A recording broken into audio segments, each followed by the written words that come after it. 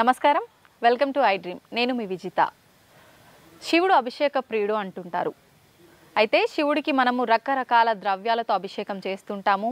కానీ శివుడు ఒక చెంబెడు నీళ్లు భక్తితో పోసినా కూడా అనుగ్రహిస్తాడు, మనం కోరిన కోరికలు తీరుస్తాడు అని అంటుంటారు. కానీ ప్రస్తుతం మనతో పాటు ఉన్నారు శివరుద్ర సాధు గారు. వారేం చెప్తున్నారు అంటే, శివుడి తలపైనే గంగమ్మ కొలువై ఉన్నప్పుడు శివుడికి ప్రత్యేకించి అభిషేకం ఎందుకు అని చెప్తున్నారు. అసలు ఏంటి దీని వెనకాల ఆంతర్యం ఏంటి, ఇది నిజంగా ఎక్కడైనా శాస్త్రంలో రాసి ఉందా, ఇలాంటి మరిన్ని విషయాలు మీకు తెలియడం కోసం నేను ప్రస్తుతం ఇప్పుడు గురుగారితో ఉన్నాను. వారితో మాట్లాడి మరిన్ని విషయాలు తెలుసుకుందాం. నమస్కారం గురుగారు. నమస్కారం తల్లి. గురుగారు, ఇందాక మనం మాట్లాడుకున్నప్పుడు మీరు అన్నారు శివుడు అభిషేక ప్రియుడు కదా గురువుగారు అని. అంటే అభిషేక ప్రియుడు అని ఎవరు చెప్పారమ్మా నీకు అని అంటే జనరల్గా చెప్తుంటారు కదా గురువుగారు, పెద్దవాళ్ళు ఒక చెంబడి నీళ్ళు పోసినా శివుడికి అనుగ్రహిస్తాడు, మనం కోరిన కోరికలు తీరుస్తాడు, కష్టాల నుంచి తప్పిస్తాడు అని అంటుంటారు. అంటే మీరు అన్నారు ఆయన నెత్తిలోనే గంగమ్మ కొలువై ఉంది కదమ్మా, ఆయనకు ప్రత్యేకించి అభిషేకం ఎందుకు అని. ఏంటంటే అసలు దాని వెనకాల ఆంతర్యం ఏంటి? చూడండి, మనము సృష్టి రహస్యాల విషయాలు మీరు అడుగుతున్నారు కాబట్టి అమ్మా, చాలా మంది చెప్పిన విషయాలు చెప్తే, ముల్లోకాధిపతి మహాముఖంటి అంటే ఆయన రుజువులు చేయబడిన దేవుడు. అంటే 3 కన్నులు, ఇప్పుడు నీకు నాకు 2 కన్నులే ఉండి 3వ కన్నుని కూడా చూడవచ్చు, అంటే 6th సెన్స్ అంటారు దాన్ని. కాకపోతే మనం రుజువు చేయలేము, నాకు 3వ కన్ను ఉంది నేను ఏదన్నా చెప్పగలను. కానీ పరమాత్ముడు చెప్పగలడు కాబట్టి దానికి ఫస్ట్ ఎవిడెన్స్ అనమాట. అది నేను నీకంటే ఎక్కువ చూడగలను అనడానికి. అది అడ్డుగా ఎందుకు ఉంటుందంటే, నువ్వు చూసే పద్ధతి వేరు, నేను చూసే పద్ధతి వేరు అని దాన్ని పొడుగుగా పెట్టినది చూస్తాం. కొద్దిగా మూసి ఉంటుంది, కొద్దిగా తెరిచి ఉంటుంది, నల్లగుడ్డు తెల్లగుడ్డు అలా కనబడేటట్టుగా ఉంటుంది. మీరు అడిగిన ఈ యొక్క ప్రశ్నకి మనం అంతరార్థం ఎలా తెలుసుకోవచ్చు అంటమ్మా, గంగని నెత్తి మీదే పెట్టుకున్నాడు కాబట్టి పరమాత్ముడు ఎప్పుడు నీళ్లు పోసుకొని అభిషేకాలు చేసి ఏ గుడిలోకి వెళ్ళినా కూడా ఒక 5 ప్రదక్షిణలు చేశాక పోస్తూ వస్తూ ఉంటారు మానవులు. ఇప్పుడు శివుడికి అభిషేకం అనేది చేయడంలో అంతరార్థం ఏంటంటే, పవిత్రత కోసం పోస్తాం. ఆ నీళ్లు పరమాత్ముడి నెత్తి మీద పడుతున్నప్పుడు నీవు ఒక విధంగా ఆయన డిస్టర్బ్ చేసినారు ఒక తరుణం. అది ఎలా అంటే, మహాముఖంటిని ఏ రోజున నడచడం చూసారా మీరు భూమండలంలో? ఎక్కడైనా సంహరణ చేసేటప్పుడు చూసారా? కేవలం ఆయన చూసింది ఈ సృష్టి మొత్తంలో జరిగిన ఇన్ని యుగాల్లో కూర్చొని ఉండడం మాత్రమే. అంటే లయకారకుడు ఏం చేస్తాడనంటే, కారణ జన్మలోని కారణాల చేత కొన్ని సృష్టికి విరుద్ధంగా జరుగుతున్న పనులు ఉంటాయి. ఇప్పుడు ఆడవాళ్ళు కొట్టుకోవడాలు, మగవాళ్ళు ఆడవాళ్ళమైన పైశాచికత్వాలు, మానవంగాలు, ఇవన్నీ జరుగుతూ జరుగుతూ జరుగుతూ జరుగుతూ వస్తున్న ఈ తరుణాన్ని పరమాత్ముడు ఆపాలి. ఇప్పుడు ఈయన ఉద్దేశం అంతా ఏంటంటే, గంగని నేను నెత్తి మీద పెట్టుకున్నా, మీ అభిషేకం నాకు అవసరం లేదు, నా పని నన్ను చెయ్యనియండి. ఒక ముఖ్యమైన అంతరార్థాన్ని మీరు గమనించాలి. తండ్రి ఆయన పని ఆయన చేసుకునే అర్హత మనం ఇవ్వాలమ్మా. ఇంకోటి, ముల్లోకాధిపతి ఏం చెప్పాడంటే, మన గ్రంథాల్లో శివపురాణంలో తీసుకున్న ఇంకే వేరే ఏ గ్రంథాల్లో కూడా లయకారకులని ఆయన పుట్టించి పెట్టాడు. బ్రహ్మని రాతలో పెట్టాడు. విష్ణుదేవుడికి భూమండలాన్ని పాలించే అధికారం ఇచ్చాడు. అంటే డబ్బు రూపాన కానీ, ఆస్తి రూపాన, అంతస్తు రూపాన ఇన్ని ఇచ్చేసిన తర్వాత పరమాత్ముడు ఏం చేస్తాడంటే, జీవానికి ప్రాణం పోసి అత్యంత ముఖ్యమైన అగ్రబ్రహ్మాండోకానికి అధిపతి అయిన నీవు పుట్టిన తర్వాత ఎలా చనిపోవాలి, ఎలా బతకాలి, ఈయన గారు చేసిన పూర్వ వైభవాలన్నీ మహాముఖంటి ఇలా కూర్చొని చూస్తూ ఉన్నప్పుడు ఏం చేస్తాడంటే, నేను పుట్టించిన ఈ జీవిని కడపలోకి ఎవరిని రానియకుండా నేను వింటే కదా నా బిడ్డ ఏం చేస్తున్నాడో తెలుసుకోవడానికి మీరు అభిషేకాలు చేసి, అదితో సరిపోకుండా పాలతో చేసి, నెయ్యితో చేసి, ఇంకా పలు విధాలుగా అభిషేకాలు మీరు చేస్తే వీటిని నేను తట్టుకొని నేను ఎలా నా బిడ్డలని కాపాడగలను? నేను కూర్చున్నదే నా లింగాన్ని పూజించవద్దు మీరని. లింగాన్ని ఎవరు పూజిస్తారు? నీవు పూజించగలవా? ఇప్పుడు మానవుల లోకాన్ని మనం మాట్లాడుకుంటే ఒక లింగాన్ని పూజించరు, కేవలం శివలింగాన్ని మాత్రమే పూజిస్తాం. మిగతా మానవుల శరీరంలోకి వచ్చి ఒక వ్యక్తిని లేకపోతే ఒక స్త్రీని కానీ మనం ఆ పూజ చేసే స్థితిగతులు ఎక్కడ కనబడవు. లింగం అంటున్నారు, శివలింగం అంటున్నారు. అసలు శివలింగం అనేది ఏంటంటే చూడమ్మా, పరమాత్ముడి యొక్క పనిని చేయనియాలి అని అంటున్నాను నేను. ధ్యానంలో కూర్చున్న మహానీయుడు ఒక కుటుంబం, ఒక విలువ, ఒక సంసారం, ఒక సాగరం, ఒక సౌభాగ్యవతిని చూస్తున్నాడుగా. ఆ వాటిని కాపాడడానికి మీ ఇంటి ముందే కులదైవాన్ని పెట్టాడుగా, నీ ఇంట్లోనే మనకు దగ్గరలోనే సౌభాగ్యవతిని పెట్టాడుగా అర్ధనారీశ్వరి రూపంలో. వీటన్నిటికి మించి కులదైవాన్ని ఇలవెలుగులను పెట్టాడు. ఇంతమంది చేస్తున్న పనిలో సృష్టి నుంచి వైపరీత్యం అంటే భూమండలంలో భూకంపం రావచ్చు, భూమి పెకిలించవచ్చు, ఏదైనా పైనుంచి ఇంకేదైనా పిడుగులు పడవచ్చు, ఆకాశం ఇంకెక్కువ కావచ్చు, అగ్ని రూపాన రావచ్చు, అడవి రూపాన ఇంకేదైనా ప్రమాదాలు రావచ్చు. లయకారకుడిని కాబట్టి నేను వాటిని కాపాడాలి, భూమండలంలో ఉన్న మానవులను కాపాడడానికి పక్కనే నేను శక్తులను పెట్టాను. మరి ఈ శక్తులను కాపాడడానికి నేను కూర్చున్నాను కదా, నా పనిని నీవు ఎలా ఈ యొక్క అభిషేకాల ద్వారా ఇంకా ఏదైనా పూజల ద్వారా నాకు మీరు భగ్నం ఒక విధంగా చేస్తే 30% ఇప్పటికీ భూమండలం చెడిపోయింది. మానభంగాలని, దొంగతనాలని, నమ్మకాలని, ఏదో విధంగా వెన్నుపోట్లని. ఇంకా 70% ఉంది. మనం ఈ విధంగానే భక్తి చేయడం తప్పు కాదు. శివలింగానికి పూజ చేసే తంతు ఒకటి. ఒకసారి శివలింగం దగ్గర ఒక పురోహితుడి ద్వారా అభిషేకం చేశాముగా, మళ్ళీ ఇంకోళ్ళు రావాలా అదే అభిషేకం చేయడానికి? ఎంతమంది వస్తూ ఉంటే అంతమంది చేస్తూ ఉంటే అక్కడ నువ్వు ఆలోచించమ్మా, నీ మీదైతే నువ్వు పోస్తే ఊరుకుంటావా నీళ్ళు? ఒక్కసారి నువ్వు ఆలోచించు. మామూలు పక్కనే ఒక మనిషి 10 నిమిషాలు నిలబడితే కొంచెం అటు ఎలవయా అంటావా? అలాంటిది మహాముక్కంటి ఒక ధ్యానంలో కూర్చున్నప్పుడు ఎన్నిసార్లు పోస్తావు నీవు గంగా నెత్తిలో? నేను పెట్టుకొని ఉన్నాను కదా గంగా అని చూపిస్తూనే ఉన్నాడు కదా రుజువు. ఆయన రుజువుని మనం ఏ విధంగా స్వీకరించాలి?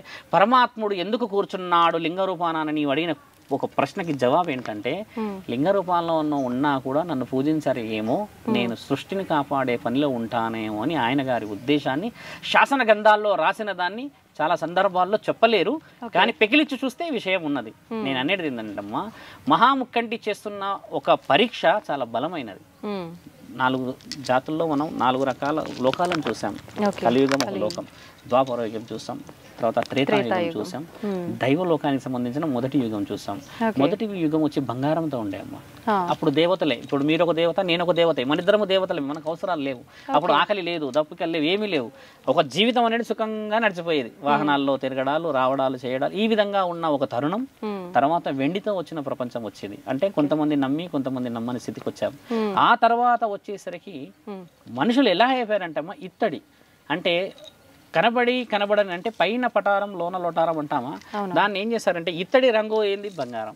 అంటే కనబడేదంతా ఇప్పుడు ఒక విధంగా చూస్తే మనకంటే ముందు జీవితం ఎలాంటిదంటే అమ్మా, రాసుకొని పూసుకొని ఉన్న జీవితాలు అవి. అంతరార్థం లోపలికి వెళితే గెలిచేటివి. అంటే ప్రత్యక్షంగా వారు ఒక స్థితిగతులను అనుభవించారు ఈ 3 లోకాల్లో. ఈ 4వ లోకాన్ని ఇనుముతో పోల్చవచ్చు మనం. ఎలా పోల్చవచ్చు అనంటే, మానవులది పైశాచికత్వం, ఎదుటి వ్యక్తిని వెన్నుపోటు ఒక విషయం. రెండోది నమ్మినవాడు మోసం చేయడం మూడో విషయం.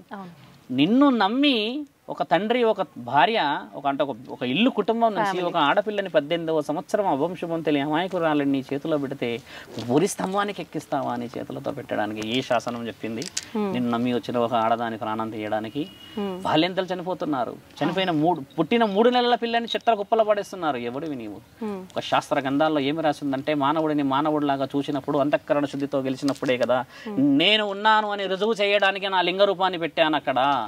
అందుకు నాకు అభిషేకాలు మీరు చేస్తున్నప్పుడల్లా జరుగుతున్న ఈ అనార్థాలని నేను ఎలా ఆపగలను? ఒక విష్ణుదేవుడు ఎక్కడైనా ప్రత్యక్షమై మాట్లాడిన సందర్భాలు చూసారా? భూమండలం మీద అత్యధికంగా మాట్లాడిన ముఖ్యమైన మహానీయుడు ముక్కంటి మాత్రమే. ఆయనే మాట్లాడతాడు, వచ్చి ఆయన్నే వరాలు ఇస్తాడు, ఆయనే వరానికి విరుగుడు ఇచ్చినవాడు కదా. ఆ మహాముఖ్యంటి అనేది ఒకటే అమ్మా, నీవు చేసేది అంతఃకరణ శుద్ధితో చేసితే నువ్వు ఒక చెంబుడు నీవు అన్నావు కదమ్మా, ఆ గంగని వచ్చి మొక్కుకొని విభూతి పెట్టినా నాకు ధర్మమే, నేను నా కార్యకలాపాలలో నిమ్మలంగా చేసుకోగలను. 100 సార్లు 100 మంది వచ్చి ఒకటే పూజ, ఒకటే విధానం, ఒకటే విధంగా అలంకరణ చేస్తూ ఉంటే మహాముఖ్యంటి విషయానికి మాట్లాడితే ఆయనని ఒక విధంగా మీరు డిస్టర్బ్ చేసినట్టే. ఎలా చేస్తాడు? ఒక సాధు లక్షణం ఏంటమ్మా, మనం ఇద్దరు మాట్లాడుకుంటే ధర్మాన్ని మనం మాట్లాడతాం. అమ్మ ధర్మం ఏంట ఏంటి? ఫస్ట్ సౌభాగ్యవతిని కాపాడాలి అంటే భర్త బాగుండాలి, భార్య బాగుండాలి, పిల్లలు బాగుండాలి, ఇల్లు బాగుండాలి, అందరు కూర్చొని తినాలి. ఈ విషయాలు వదిలిపెట్టేసేసి విదేశాలకు వెళ్ళి లక్షలు సంపాదించి మధ్యమత్తులో నీవు ఎక్కడ ఉన్నావో తెలియని స్థితిగతిలో ఉన్న ఈ జీవితం ఏ విధంగా బాగుపడుతుంది? అంటే మానవుడు ఏం చేస్తున్నాడు? నువ్వు ఆలోచించమ్మా. అయితే మీరు అంటున్నారు ఇవంతా గానీ నేనేమంటానంటే గురుగారు, ఇప్పుడు శివుడు ఆజ్ఞ లేనిదే చీమైనా కుట్టదు. ఇప్పుడు శివుడు వీటన్నిటిని అడ్డుకోవాలి అనుకుంటున్నాడు. మధ్యలో మీరు చేసే ఈ కార్యక్రమాలని ఆయనకి ఇబ్బంది అంటున్నారు. అసలు ఇవన్నీ జరగకుండా చూసే అంటే ఆయన చేతుల్లో ఉంది కదా, ఇవన్నీ ఎందుకు జరుగుతున్నాయి? చెప్తున్నాడు. ఎన్నో సందర్భాల్లో భూకంపాలు, అకారణంగా కరోనా వచ్చి ఎంతో మంది పోయారు. మరి హింట్ ఇస్తూనే ఉన్నాడుగా మీకు. వింటున్నామా? వింటలేముగా. అంతకుముందు 100 సంవత్సరాల క్రితం కలరా వచ్చి ఎందరో చనిపోయారు, కాలం చేశారు. నీకు తెలుసా అమ్మా, 17వ శతాబ్దంలో కేవలం పురుషులు మాత్రమే చనిపోయిన రాజ్యం అన్నది. కేవలం మగపిల్లలే చనిపోయారు ఒక వ్యాధి వచ్చి. ఆ వ్యాధి వల్ల కేవలం మగపిల్ల ఒక ఇంటి నుంచి, ఒక కుటుంబం నుంచి ఒక వ్యక్తి వెళ్ళిపోయేవాడు, అంతే చనిపోయేవాడు. ఆ స్థితిగతి ఎలా వచ్చిందనంటే, ఒక మానభంగం చేసేసి మగవాడినన్న తీరు మీసాలు మేలేసి నేను రాజునన్న గర్వం, అహం, ఇలాంటి అహాన్ని కుటుంబాలలో ఎవరికొకరికైతే బాధ ఉంటుంది కదా, 100 మందిలో ఒక తల్లి కన్నా ఆ మనోవేదన ఉంటుంది కదా బిడ్డకి జరిగిన విషయానికి. ఇప్పుడున్న ఈ ప్రస్తుత సొసైటీలో కూడా జరిగాయి కదా చాలా చాలా విషయాల్లో ఒక కుటుంబం బాధపడిందో చూసాం. ఆ కుటుంబమే మనమైతే ఎంత బాధ అవుతుందని తెలిసిన రోజు ఇవాపొచ్చు. అలా ఒక విషయం జరిగినప్పుడు అమ్మ భిక్షాటన చేయడానికి ఒక వీరుడు ముందుకు వచ్చి మేము భిక్షాటన చేస్తాము, ఊరిలో ఉన్న మగవారిని చంపడం మీరు ఆపితే ఆ మహాముఖంటికి నేను ప్రత్యేకంగా వచ్చి అభిషేకాలు చేసి ఆయనకి కావాల్సిన విషయ వివరాలు నేను ఇస్తానని మొక్కి ఆయన 47 రోజులు ఈ భిక్షాటన అనేది మొదలైంది కూడా ఈ స్వాములది ఆ శతాబ్దం నుంచే. ఆయన గారు వెళ్ళేసి చేసి అన్ని పూజలు మెచ్చి చేస్తే ఆ తరుణాన్ని ఆపి ఈ ఆయుర్వేదిక వనమూలికల గ్రంథాలను తీసి శాస్త్రజ్ఞానాలు ఋషులు ఉంటారు కదా వాళ్ళందరూ ఇచ్చిన తర్వాత కాపాడబడ్డారు. మన చరిత్రలో రాసింది మీరు చూడండి. 300 సంవత్సరాల క్రితం కేవలం మగవాళ్ళు మాత్రమే చనిపోయిన ఒక తరుణం కూడా ఉంది మన దగ్గర. అంటే అంతటి హింట్లు పరమాత్ముడు ఇస్తున్నా కూడా మనం తప్పు మీద తప్పు, తప్పు మీద తప్పు, తప్పు మీద తప్పు చేస్తుంటాం. మనిషిని నమ్మలేనప్పుడు మరి పరమాత్ముని ఎలా నమ్ముతాడు? ఇప్పుడు నేను ఒక సాధువుని కాబట్టి కనబడుతున్నా, నీ పక్కనే శివుడే వచ్చాడు అనుకో మా త్రిశూలం పట్టుకొని, ఆయనను కూడా నువ్వు ఇంతగా చూస్తావే కానీ శివుడని నమ్ముతావా? ఎందుకంటే సొసైటీ 60-70 సంవత్సరాల నుంచే కొంచెం అన్ని విషయాల్లో చాలా ముందుకు వెళ్ళిపోయింది. దేవుడే లేడని గొడవపడుతున్న వాళ్ళు ఉన్నారు కదా. అలాగే నువ్వు అన్న విషయం ఏంటంటే పరమాత్ముడు ఎన్ని చెప్పుతున్నా నువ్వు తెలుసుకునే జ్ఞానం లేదు కదా నీ దగ్గర. మరి ఎలా చెప్తాడు? కరోనా వచ్చి లక్షలు పోయారా? కరోనా అనే పేరు పెట్టడం కంటే ముందు ఈ భూమండలంలో ఇప్పుడు చావులు లేవా? అదే వ్యాధితో చనిపోయిన ఉన్నారా? బాల్యంతలు చస్తూ ఉన్నారా? ఆడపిల్లలు చస్తూ ఉన్నారా? ఒక వయసులో యుక్త వయసులో ఉన్న ఒక యువకుడు కూడా చనిపోతున్నాడు ఉరి వేసుకున్న మందు తాగు యాక్సిడెంట్ వల్ల. అంటే ఇవన్నీ ఏ విధంగా మానవుడు క్షణిక నిర్ణయాలు తీసుకుంటున్నాడు అంటే కుటుంబ నేపథ్యంలో దెబ్బతినడానికి. ఎలా చెప్పినా అర్థం చేసుకోవట్లేడు. ఒక కారణం చేత అని చెప్పినా కూడా ఒకసారి సృష్టిని పెకిలించి మరీ చూయించాడు. ఇలాంటి విషయాలు మరి ఒక మానవతా దృక్పథంతో చూసడం వదిలిపెట్టేసేసి ఎవడికి రాసుకుంటే వాడు పోతాడులే అని అంటే అమ్మ మరి వచ్చే జనరేషన్స్కి ఏమి ఇస్తున్నట్టు? ఒక గుణపాఠం నీవు ఇవ్వాలంటే మరి ఆ గుణపాఠం ఏ విధంగా ఉండాలి? మంచి పాఠం అయి ఉండాలా? ఈ మనోవేదన పాఠం అయి ఉండాలా? మంచి పాఠం. ఇప్పుడు ఉన్నారా 15-16 సంవత్సరాలు ఉన్న యువతలు మన మాట వినేవాళ్ళు? లేదండి. ఎందుకు వినట్లేదంటే అమ్మ ఒక 30-40 సంవత్సరాల నుంచి వాళ్ళ ఓపికలు నశించిపోయాయి. ఆ ఓపికలు ఎలా వస్తాయి? మీరు అన్నారు కదా పరమాత్ముడు ఎలా ఆపుతాడు అంటే ఆయన ఎన్ని విధాలుగా ఆపినా మానవుడు అసలు ఎందుకు అనేది ఒక్క పురోహితుని అడిగారా? పరమాత్ముడు ఏమనుకుంటున్నాడు? దేవుడి విషయాలు చెప్పండి. హిందూ ధర్మంలో మనం పుట్టాము కదా అని ఒక 100 మంది పురోహితుల దగ్గరికి వెళ్తే ఏమన్నారమ్మా? అమ్మా ఒంటికి పసుపు రాసుకోండి, ఇంట్లో ఉన్న తులసి మొక్కల్ని పూజించండి, దైవ కార్యక్రమాలలో ఆయుర్వేదిక వనమూలికలు ఇంట్లోనే చేసుకోండి అని చెప్పిన వాళ్ళు కొంతమంది ఉన్నారు కదా. ఆ డిస్కషన్ వదిలిపెట్టేసి మనం వైద్య బుద్ధాన వైపే ఎక్కువ వెళ్ళిపోయాం. అంటే ఇప్పుడు మరి పరమాత్ముడు ఆ మార్గాన్ని ఇచ్చింది, మరి తెలుసుకోవాల్సిన జ్ఞానం అనేది మనకు ఉన్నదా లేదా? సృష్టిలో పరమాత్ముడు వచ్చి 30 దేవతల రూపాలను సృష్టించాడు. అంటే ఎక్కడ నుంచి ఇప్పుడు నీవు కూడా ఒక దేవత స్వరూపమే. నీ దగ్గర నుంచి విషయాలు నేను సేకరించాలి, నా దగ్గర నుంచి నువ్వు సేకరించాలి. ఇక్కడ అలా లేదు కదా, సొంత లాభమైన విషయాలు కదా. మరి పరమాత్ముడు వచ్చి ప్రత్యక్షంగా వచ్చి మాట్లాడే తరుణాలు 150 సంవత్సరాల క్రితమే వెళ్ళిపోయింది. మీరు ఒక మాట అన్నాడు, రుద్రాభిషేకం అన్నారు ఇందాక మన మాటల్లో కదా. ఆ రుద్రుడితోనే వెళ్ళిపోయింది మహాముఖంటి మాట్లాడే మాటలు. తర్వాత ఇంకా ఈ భూమండలంలో ఇంకా మానవుడికి కనబడిన తరుణాలే లేవు. దేవుడు ఎక్కడైనా కనబడ్డాడా? మీరు ఈ పుట్టిన ఇన్ని రోజుల్లో లేడు. మహాముఖంటి కనబడిన కాదు. ఏ దేవత ఎవరికి కనబడలేదు. కళలో కనబడ్డారంటారు, ఒక ముసలి రూపంలో కనబడ్డారు అంటారు, ఒక బాబా రూపంలో వచ్చారంటారు. చూడమ్మా, భూమండలం మీద మానవులు చేసుకున్న ఆ తప్పిదాలని చెప్పి చెప్పి చెప్పి చెప్పి చెప్పి పరమాత్ముడు వెనక్కి జరిగి కూర్చుండిపోయాడు అక్కడ. ఇక నేనే ఆపుతా, నేనే చేస్తా. ఒక వివేకానందుడు, ఒక కారణ జన్ముడు, ఒక బ్రహ్మంగారు, ఒక కారణ జన్ముడు, ఒక జగద్గురు ఆదిశంకరాచార్యులు, ఒక సృష్టిని ఆయన కదిలించిన వాడు. ఇలాంటి వాళ్ళ వల్ల మారాలి కదా. వాళ్ళు జరిగిన సందర్భాల్లో 100లో అయిపోయాయి. ఇప్పుడు ఎవరి ద్వారా కావాలి అంటున్నా నేను. ఇప్పుడు అది ఎప్పుడు నీవు మారితే, నీ వాళ్ళు ఇంకోళ్ళు మారితే, ఇంకోళ్ళు మారితేనే కదా పరమాత్ముని మనం చాలా ప్రశాంతంగా చేరిన వాళ్ళం అవుతాము. పుట్టించుకున్నవాడు ఎలా చంపుతాడు గురువుగాడు? మరి ఆ విధంగా ఎందుకు జరుగుతుంది గురువుగారు అన్న మీ ప్రశ్నకి జవాబు ఏంటంటే, నీ పక్కన జరుగుతున్న వైపరీత్యంలో న్యాయం ధర్మం అనేది నువ్వు చూడకపోతే మనకెందుకులే అని అంటే మరి పరమాత్ముడి పని ఎక్కడ ఉంది? మరి ఆయన పని చేయనియట్లేము కదా మనం. ఇప్పుడు గుడికి ఎందుకు వెళ్తామమ్మా? వచ్చావు రాగానే సాయిబాబా దగ్గరికి వెళ్తే నాకు మంచి అనిపించింది, ఇప్పుడు పూజించాను అన్నావు కదా. ఎందుకు వెళ్ళావు? మరి నమ్మకం లేని ఆ నమ్మకం మరి నువ్వు సొసైటీలో పోగానే ఎందుకు రావట్లేదు? ఒక గుడిలోనే ఎందుకు వస్తుంది? ఒకప్పుడు ఏంటంటే ఒక వ్యక్తితో మాట్లాడినా, ఒక వ్యక్తితో మనం ఏదైనా స్వీకరించినా కూడా అవతల వ్యక్తి నుంచి నమ్మకం మావాడు మా ఇల్లు అని చూసేవాళ్ళం. కాబట్టి పరమాత్ముడి ఆజ్ఞ బాగా నడిచేది. ఇక్కడ అలా లేదు, ఫోన్పే జీపే. అయితే గురుగారు, ఆడ మగ అనే ఒక టాపిక్ వచ్చింది కాబట్టి నేను ఒక క్వశ్చన్ అడగాలనుకుంటున్నా. ఏంటంటే ఇప్పుడు పుట్టిన దగ్గర నుంచి ఆ శిశువు బయట జన్మించిన తర్వాత ఆడవారికైనా మగవారికైనా సమానత్వం అనేది సేమ్ గానే ఉంటుంది. కానీ పెళ్ళైన తర్వాత చూసుకుంటే మగవారి విషయంలో ఒక రకంగా ఉంటుంది, ఆడవారి విషయంలో ఇంకొక రకంగా ఉంటుంది. ఆడవారి విషయమే తీసుకుంటే భర్త చనిపోయిన తర్వాత మనకు బొట్టు, పువ్వులు, గాజులు అన్ని తీసేసి విధవం చేసేస్తుంటారు. అది మనకు ముందు నుంచి పుట్టుకతో వచ్చిన ఆ విలువలని మనం ఎందుకు భర్త చనిపోగానే అవన్నిటినీ ఆడవారికి దూరం చేస్తున్నారు? ఇదంతా ఏ శాస్త్రంలో ఉంది? మంచిది, ధర్మ ప్రశ్న నేను అడిగిన దానికి. చూడమ్మా, వాగర్ధావ్యో సంప్రోక్త వాగర్ధ ప్రతిపత్తాయే జగతి పితతరు వందే పార్వతీ పరమేశ్వర. జగతి పితతరు అంటే జగాలను ఏలిన పరమాత్ముడే పరమేశ్వరుడు, నా తల్లి పార్వతీ మాతే తల్లి. కాబట్టి మీరు అడిగిన ఈ ప్రశ్నకి జవాబు ఏంటంటే అమ్మా, ఒక స్త్రీ ఒక భూమండలానికి వచ్చిన తర్వాత, అంటే ఒక బిడ్డలాగా జన్మించి కూతురులాగా ఉండి ఒక భార్య వచ్చాక అన్ని విలువలను పంచుకునేది ఒక భర్తతోని. శరీరం నుంచి మొదలు పెడితే మనస్సు, అంతఃకరణ శుద్ధి ఆయనకే మొత్తం సమర్పించేస్తుంది. పసుపు రాసుకుంటుంది, బొట్టు పెట్టుకుంటుంది, నుదుటిన బొట్టు పెట్టుకొని నెత్తిలో పువ్వులు పెట్టుకుంటుంది, అంగరంగ వైభవంగా అలంకరించుకుంటూ ఉంటుంది. ఈ విలువలు వేరు సమాజంలో. ప్రత్యక్షంగా భర్త ఉండడం చేత తాళికి మహానీయుడు ముక్కంటిచ్చింది పసుపు కొమ్మ రూపంలో ఒక విలువైనది అస్త్రం మనకి. ఆ తర్వాత కొన్ని విషయ వివరణలో గెలుస్తారు కదా. అన్ని విషయాలు అర్హత నీవు భర్త ఉంటే కనగలుగుతావు, అంటే మగవాడు ఉన్నాడు కాబట్టి. భర్త అంటే నాన్న తర్వాత తాత అవుతాడు, ముత్తాత అవుతాడు. ఇవన్నీ తరుణాల్లో అమ్మ ఈయన గారు ఉంటేనే ఈవిడ మొట్టమొదటగా బాగా గుర్తుపెట్టుకోమ్మా, భర్త ఉంటేనే భార్యకు ఆనందం ఉంటుంది. ఎలా? ఇప్పుడు శారీరక ఏదన్నా మనం చూస్తే, ఏదన్నా సుఖానికి సంబంధించిన విషయాలు చూసుకుంటే ఒక హక్కుతోని మాత్రమే ఉంటాయి.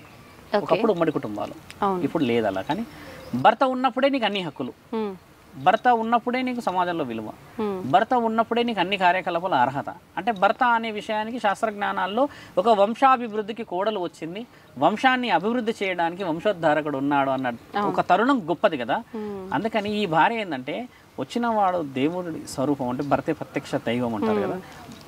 ఈ దైవం అనే ఒక ప్రత్యక్ష విషయంలో అమ్మ భర్త కూలిపోయిన తర్వాత ఈ ఆడపిల్ల ఇష్టంగా తీసేస్తుంది, తీయట్లేరు. బాగా బాగా బాగా ఆలోచన చేయండి. మన సంప్రదాయంలో, హిందూ ధర్మంలో భర్త చనిపోతే ఒక ఆడపిల్ల విధవరాలు కావాల్సినది స్థితిగతులు శాస్త్రగణాలలో రాసి లేదు, ఇష్టంగా తీసేస్తుంది. సర్వం అనుకున్నవాడు లేడు కదా, నమ్మినవాడు లేడు కదా, నన్ను కాపాడేవాడు లేడు కదా, నన్ను చూసుకునేవాడు లేడు కదా, అన్నీ కలిపిన నా సౌభాగ్యమే నాకు లేదు కదా. ఇక్కడ బొట్టు పెట్టి ఇక్కడ బొట్టు ఎందుకు పెడతామంటే నా ఆత్మని కాపాడడానికి పరమాత్ముడు ఈ రూపంలో వచ్చాడేమో అని ఆడపిల్లకి రక్షణ. ఒక మగ పిల్లగాడు ఇంట్లో ఉంటే ఆడవాళ్ళు కానీ మనం కానీ పిల్లలు కానీ, నానే ఉన్నాడు ఇంట్లో, ఆ ఇల్లు ఎలా ఉంటుంది, కొద్దిగా ధైర్యంగా ఉంటుంది కదా.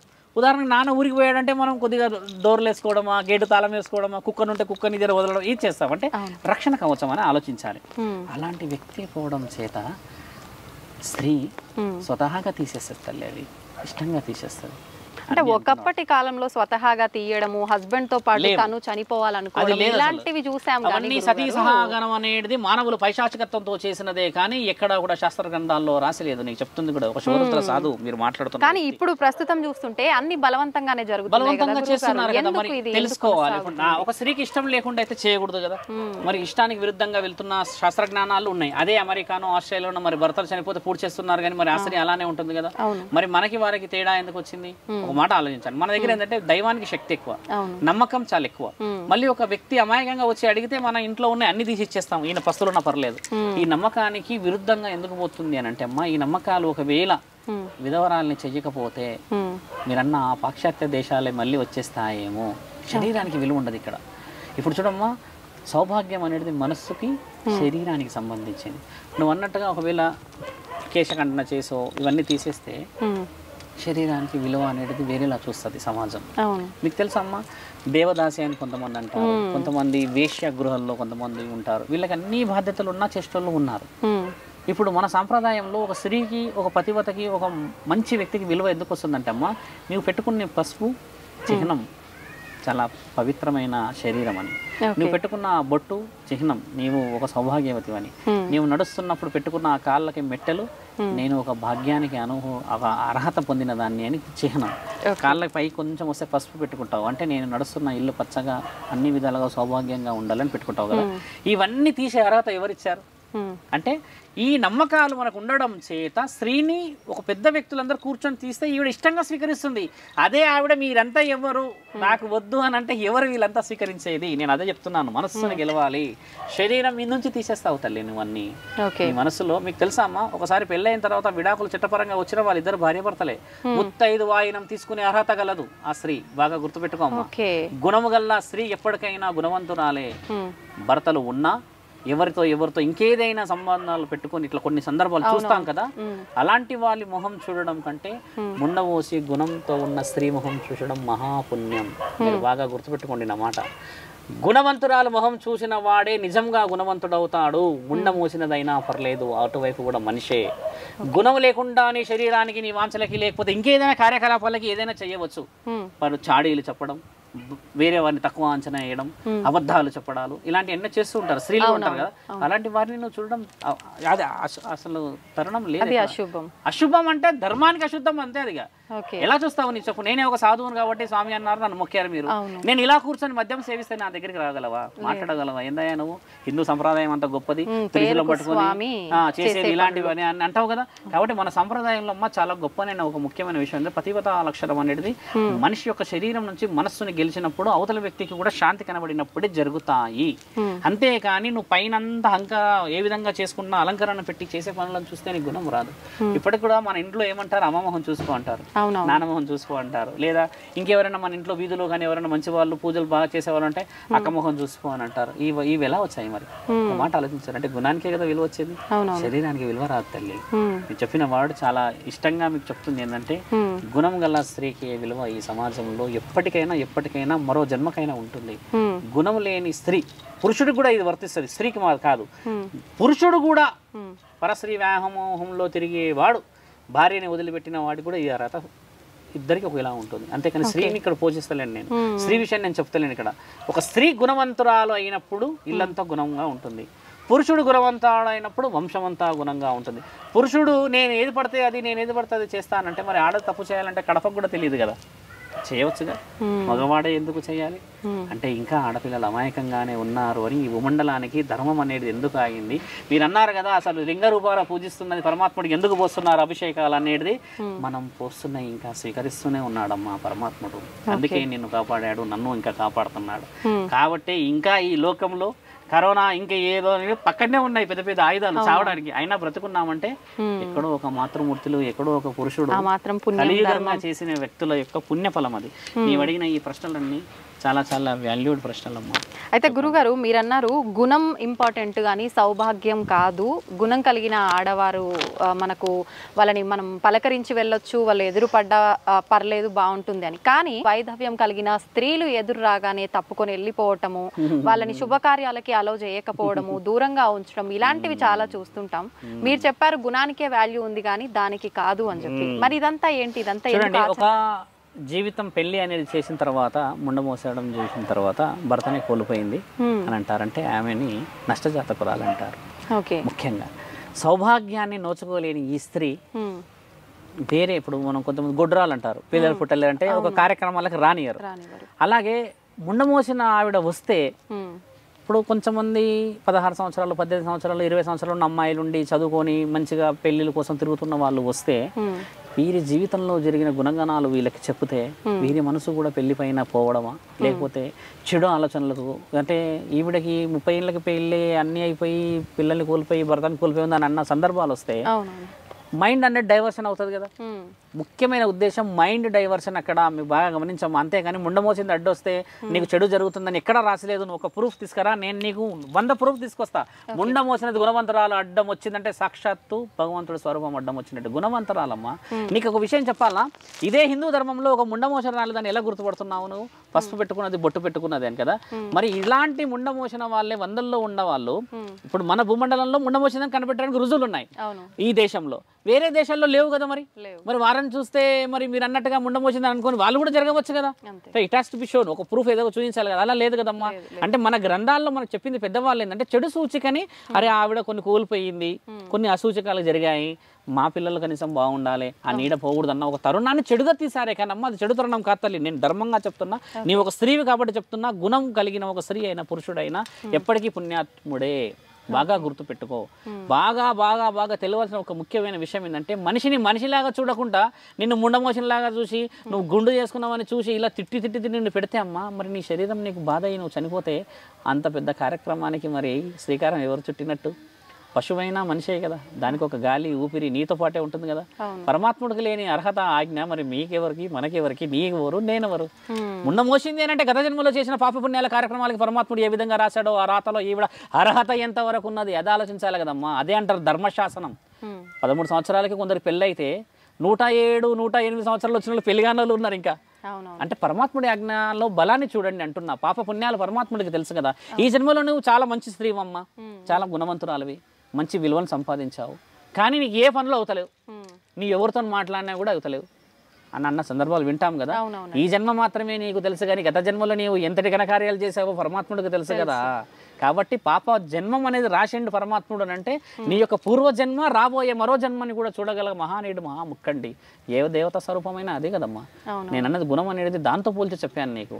ఈ విధంగా ఈ స్త్రీ కోల్పోయిందంటే మరి ఏ స్త్రీ ఏ జన్మలో ఆ పురుషుడికి ఏమి చేసిందో ఆలోచన చేసింది ఎవరు? మరి అందరి మగవాళ్ళు చనిపోవట్లేరు మరి అలాగా, అందరి ఆడవాళ్ళు అలా పోతలేరు మరి.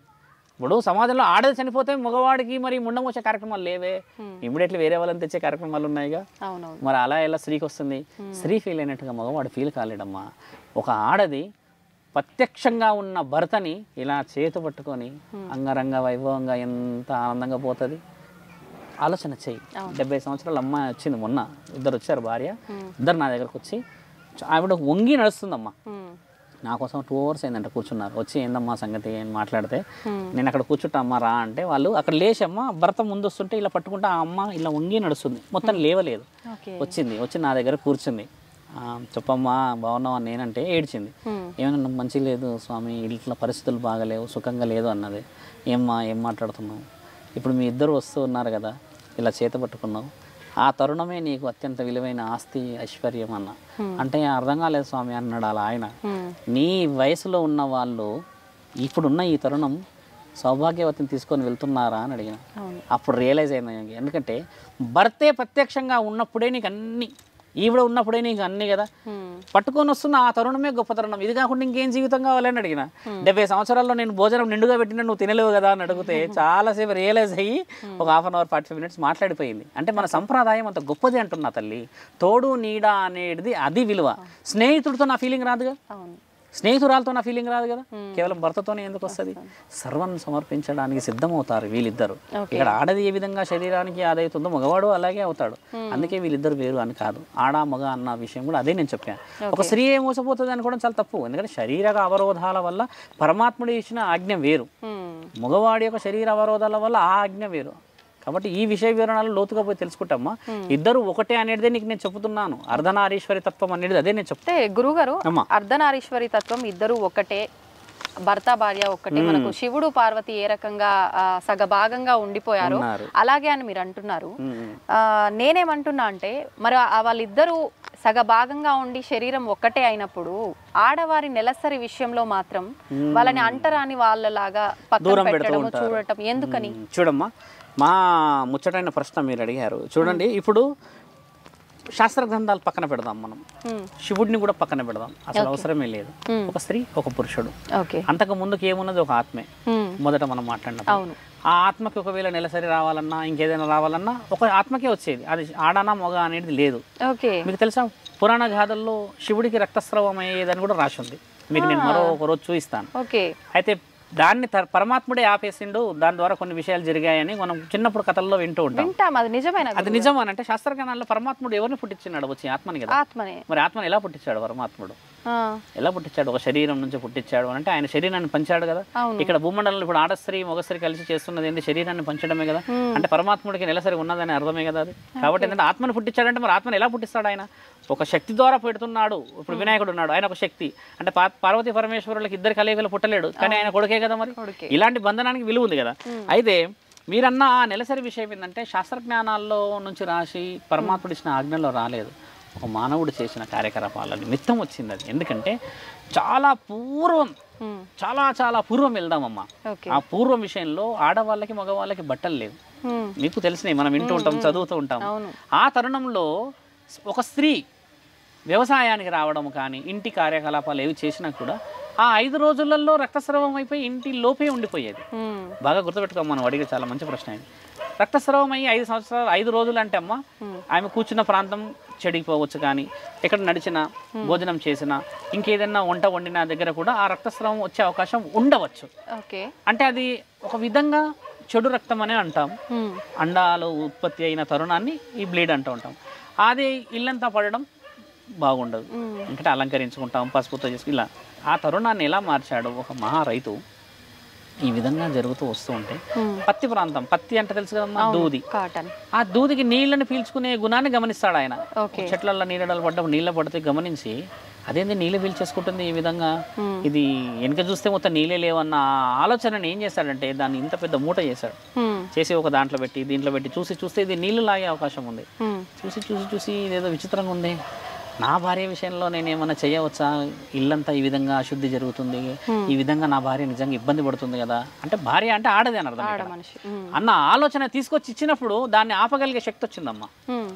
అదేంది ఆపగలిగే శక్తి అలా ఇలా వచ్చేసింది, ఈవిడ ఒక దగ్గర కూర్చోగలుగుతుంది అన్న ఈ తరుణం ఆయన ఏం చేశాడంటే అంగరంగ వైభవంగా వెళ్ళి రాజుకు చెప్పాడు. రాజు భార్య కూడా నగ్నంగానే ఉంది, రాజు కూడా నగ్నంగానే ఉన్న రోజులు అవి. ఏంటయ్యా నువ్వు అన్నది నిజమేనా, ఏ విధంగా పోవాలి, ఈ విధంగా అంటే తీసుకొచ్చి చూసేసి ప్రయోగం చేస్తే ప్రయోగం సక్సెస్ అయ్యారు వాళ్ళు. 5 రోజులు ఆపగలిగారు. ఒక రక్తస్రావం అనేది శరీరం నుంచి వచ్చి ఒక వస్తువు నుంచి ఇంకా అది పోవాల్సిన ప్లేస్కి వెళ్ళిపోవాల్సింది కింద పడే స్థితిగతులు లేకుండే రోజుల్లో దాన్ని ఈ విషయాన్ని ఏం చేశారంటే ఇక్కడ స్థితిగతులు నాపడానికి పెట్టింది. శరీరం అంతా దాచుకుంటే ఎలా ఉంటుంది, ఒక స్త్రీ అయిన పురుషుడైన అన్న దాన్ని పెకిలిచ్చి 16 ముడుల చీర తయారు చేశారు వాళ్ళు. దూది నుంచి వచ్చినదే చీర. ఆ చీర కట్టినాక ఇప్పుడు మనం పూర్వం చూస్తాము 13 ముడులున్న చీరలే ఉంటాయి. ఇక్కడ ముడి వెనకాల 2 ఉంటాయి, కింద ఉంటాయి, ఇలా దోతిలా ఎనుకుంటాయి, ఇలా 16 ముడులు. ఇప్పుడు లేవు, చాలా తగ్గాయి. ఆ 16 ముడుల చీర కట్టిన తర్వాత అమ్మ వీళ్ళకి దీన్ని అడ్డుగా పెట్టుకునే అవకాశం లేదు, బట్టలే లేవు కదా, అంత జ్ఞానం లేదు చేసుకునేది. మరి నెలసరి రాగానే మళ్ళీ అదే స్థితి వచ్చింది ఆడవాళ్ళకి. ఏం చేయాలి, అదే వచ్చింది కదా, చీరని అయితే కట్టడం మొదలు పెట్టాం, లేదా చీరని ఏ విధంగా చేయాలి, ఈసలు ఆపడానికో ఏదో చేయడానికి చూసాం, కానీ చీరని కట్టే పద్ధతి అనేది ఏంటంటమ్మా ఇప్పుడు ఎలా చుడుతున్నారు ఆడవాళ్ళు అలానే చుట్టుకునే తరుణం వచ్చిన సందర్భం అది. రక్తస్రావం వస్తే ఆవిడ వెళ్తూ ఉన్నప్పుడు మళ్ళీ అలాగే కనబడితే బాధపడి ఏం చేయాలని చూసినప్పుడు ఆ రోజు మీరు అనుకున్న ఆ తరుణాన్ని ఒక మహానీయుడు ఏం చెప్పాడంటే చీరని కింద నుంచి పైకి కట్టండి అన్నారు. దాన్ని 7 అంచుల చీర అంటారు. కిందికి 7 అంచులు వదులుతామా, ఆ 7 అంచులు పైకి వదిలేరమ్మా. ఇలా వెనక్కి వదిలిన 7 అంచులు, ఆ 7 అంచుల్లో అమ్మ 5 రోజులు కట్టేవాళ్ళు చీర. 5 రోజుల రక్తస్రావం అయిపోయేది. ఆ పొరలు దాటుకుంటూ వచ్చేసి వీళ్ళు ఆ 5వ రోజు గంగా స్నానం. అప్పట్లో ఏంటంటే వనమూలికలు ఉండేటి, సబ్బులు ఇవన్నీ లేకున్నా కూడా గంగా అనేది పవిత్రమైన వనమూలికలు ఉండి అష్టసుగంధాలు ఉన్నప్పుడు అదన్నీ కడిగి మళ్ళీ పెట్టుకునే తరుణమే చీర అమ్మ. ఈ యొక్క పవిత్రమైన ఈ విషయాన్ని పరమాత్ముడు మానవుల చేత చేయించింది, మానవులు రక్షించుకున్నది. అలాంటిది నా తల్లి పార్వతీమాత కూడా నువ్వు అన్నట్టుగానే అర్ధనారీశ్వరి శరీరంలో ఉన్నప్పుడు మరి నా తండ్రి ఎక్కడికి పోవాలి కదా. దేవుడు పరమాత్ముడు మనం ఎన్నో పూజలు పురస్కారాలు దీప నైవేద్యాలు ఇస్తూ ఉంటే పార్వతీమాత పక్కకి వెళ్ళాలా, అప్పుడు వెళ్తే పరమాత్ముడికి విలువ లేదు కదా. కాబట్టి అంటూ ముట్టుకి 2 విలువలు ఏంటంటే అమ్మ, అంటూ అనేది శరీరం నుంచి వచ్చింది కాబట్టి నా తండ్రి నా తల్లిని పరమాత్ముడు వదిలిపెట్టి వెళ్ళాడు. దానికి శాస్త్రజ్ఞానాల్లో కామాఖ్యాదేవి అస్సాం రాష్ట్రంలో ఆమె రక్తస్రావాన్ని తెచ్చిన చిన్న క్లాత్స్ తీసుకొచ్చి పూజిస్తారు కదా. అంటే మన దగ్గర ఉన్న విలువ ఎంత పవిత్రమైంది మరి, ఎక్కడి నుంచి ఇది అపవిత్రమైంది మరి.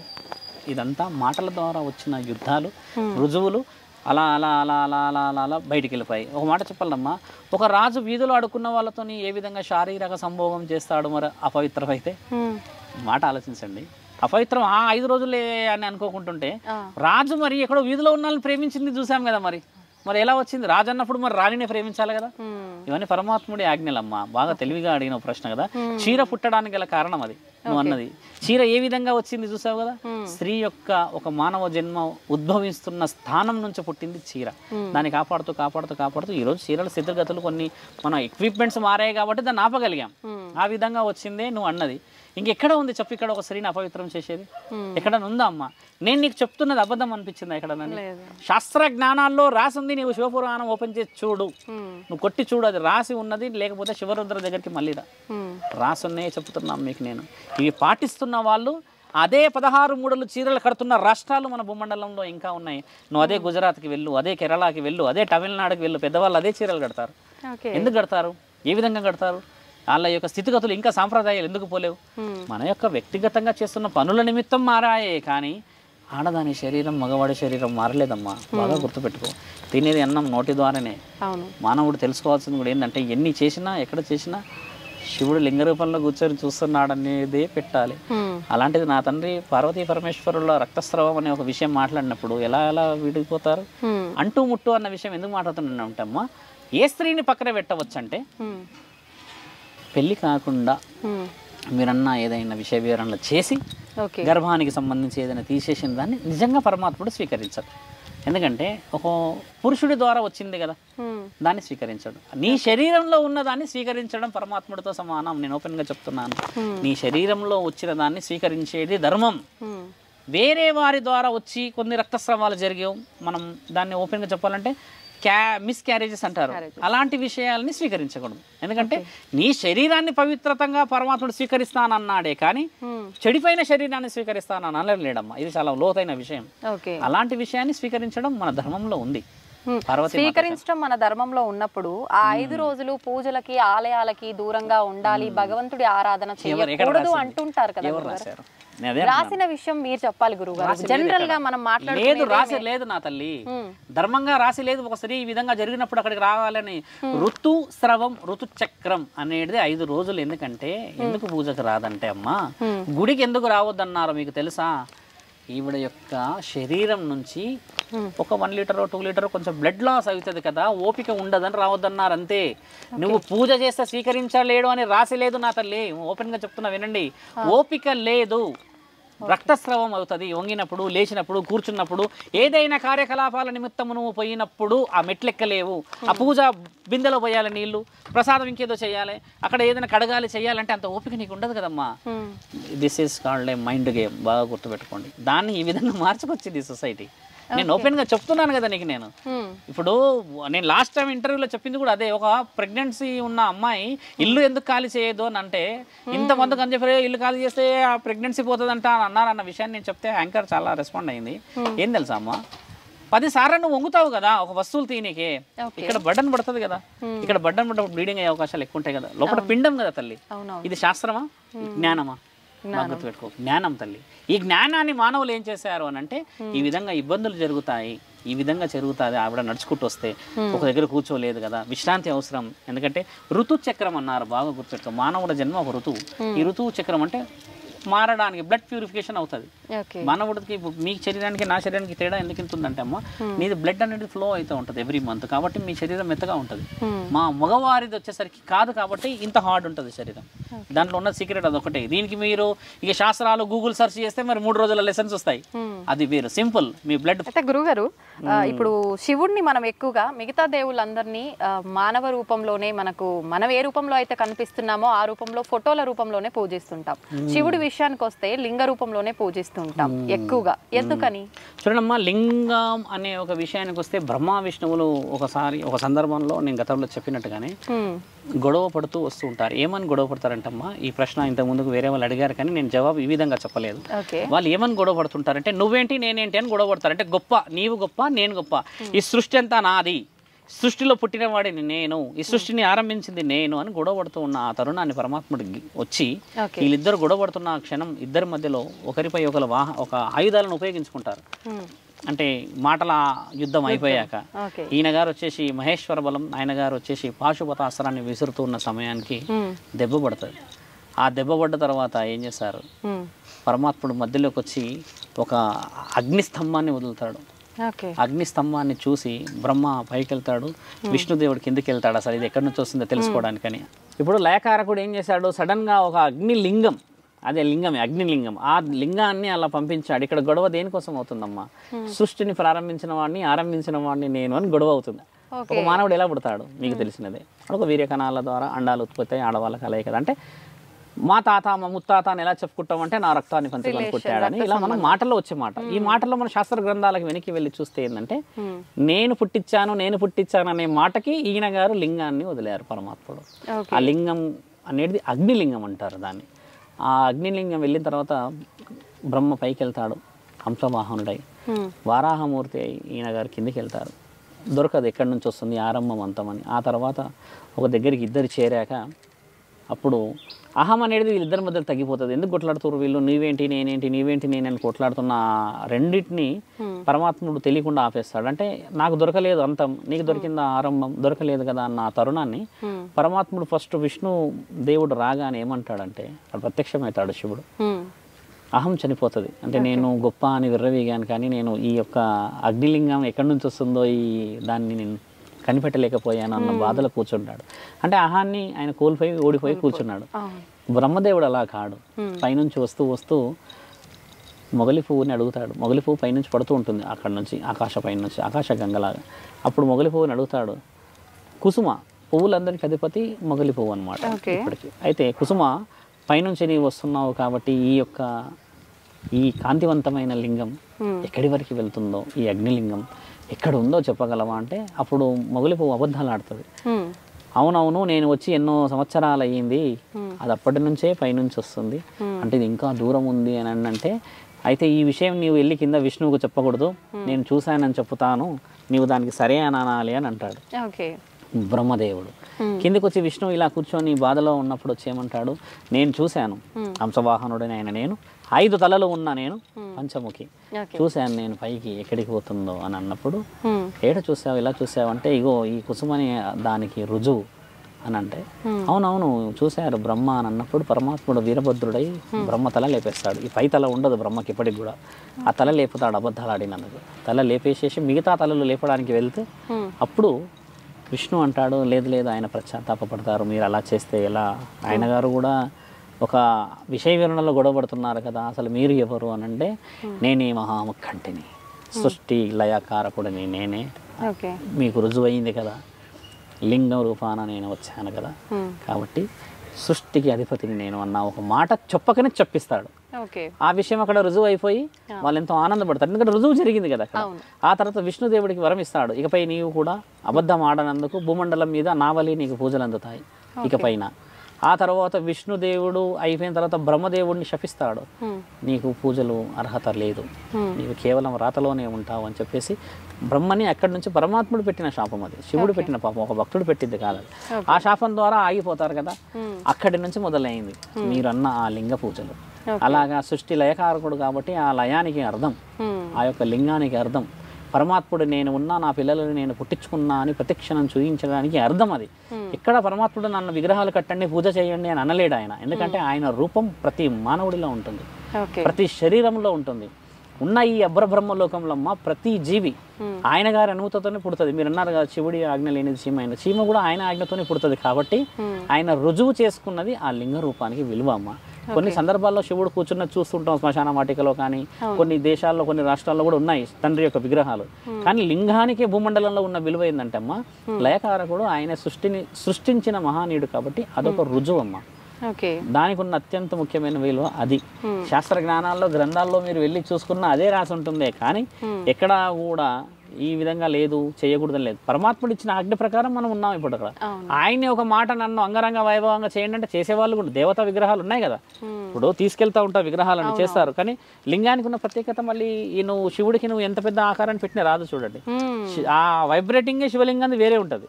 నువ్వు పరమాత్ముడు ఎంత ఎత్తున్నా కూడా ఆయన దగ్గర వైబ్రేషన్ తో మొక్కలేం మనం. అంటే ఆ లింగానికి మనకి ఈ శరీరం నుంచి వస్తుంది అమ్మా, లోపల మనసు నుంచి వస్తుంది పూజ.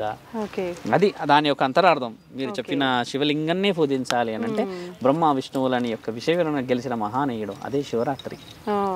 శివరాత్రి కూడా ఆ రోజే మొన్న కూడా నేను అడిగితే చెప్పా, శివుడు వాళ్ళిద్దరు తగుని తీర్చిన రోజే శివరాత్రి. అదే ఒక రాక్షస సంహారణ రోజు చేసుకున్న పెళ్లి రోజు కూడా, నా తల్లి పార్వతీ మాతని కూడా నా తండ్రి వివాహం చేసుకున్న రోజు కూడా శివరాత్రి రోజే. ఇలా కొన్ని సందర్భాలు ఉన్నాయి. అయితే శివలింగం టాపిక్ వచ్చింది కాబట్టి గురువుగారు, శివలింగాన్ని ఇంట్లో పెట్టి పూజ చేయొద్దు అని కొంతమంది చెప్తుంటారు. లేదు మనం అంటే హైట్ ని బట్టి తీసుకొని చేయొచ్చు అంటారు. కొంతమంది పాలరాతితో ఉన్నది తీసుకుంటారు, నల్లది తీసుకుంటారు కదమ్మా. శివలింగాన్ని భరించే శక్తి మానవులకి ఉండదు. ఇప్పుడు నీ ఇష్టంగా నువ్వు పూజించుకో, ఎక్కడైనా అడవిలో కానీ ఎక్కడైనా పూజించుకొని ఏమైనా చేసుకోండి. ఇప్పుడు శివలింగాన్ని ఇంట్లోనే పెట్టుకోకూడదు అన్నది అవాస్తవమైన మాట. గుండెలోనే కొలువైన మహానీయుడు నా తండ్రి ముఖంటిని నువ్వు శివలింగం రూపంలో ఏం పూజించగలవు?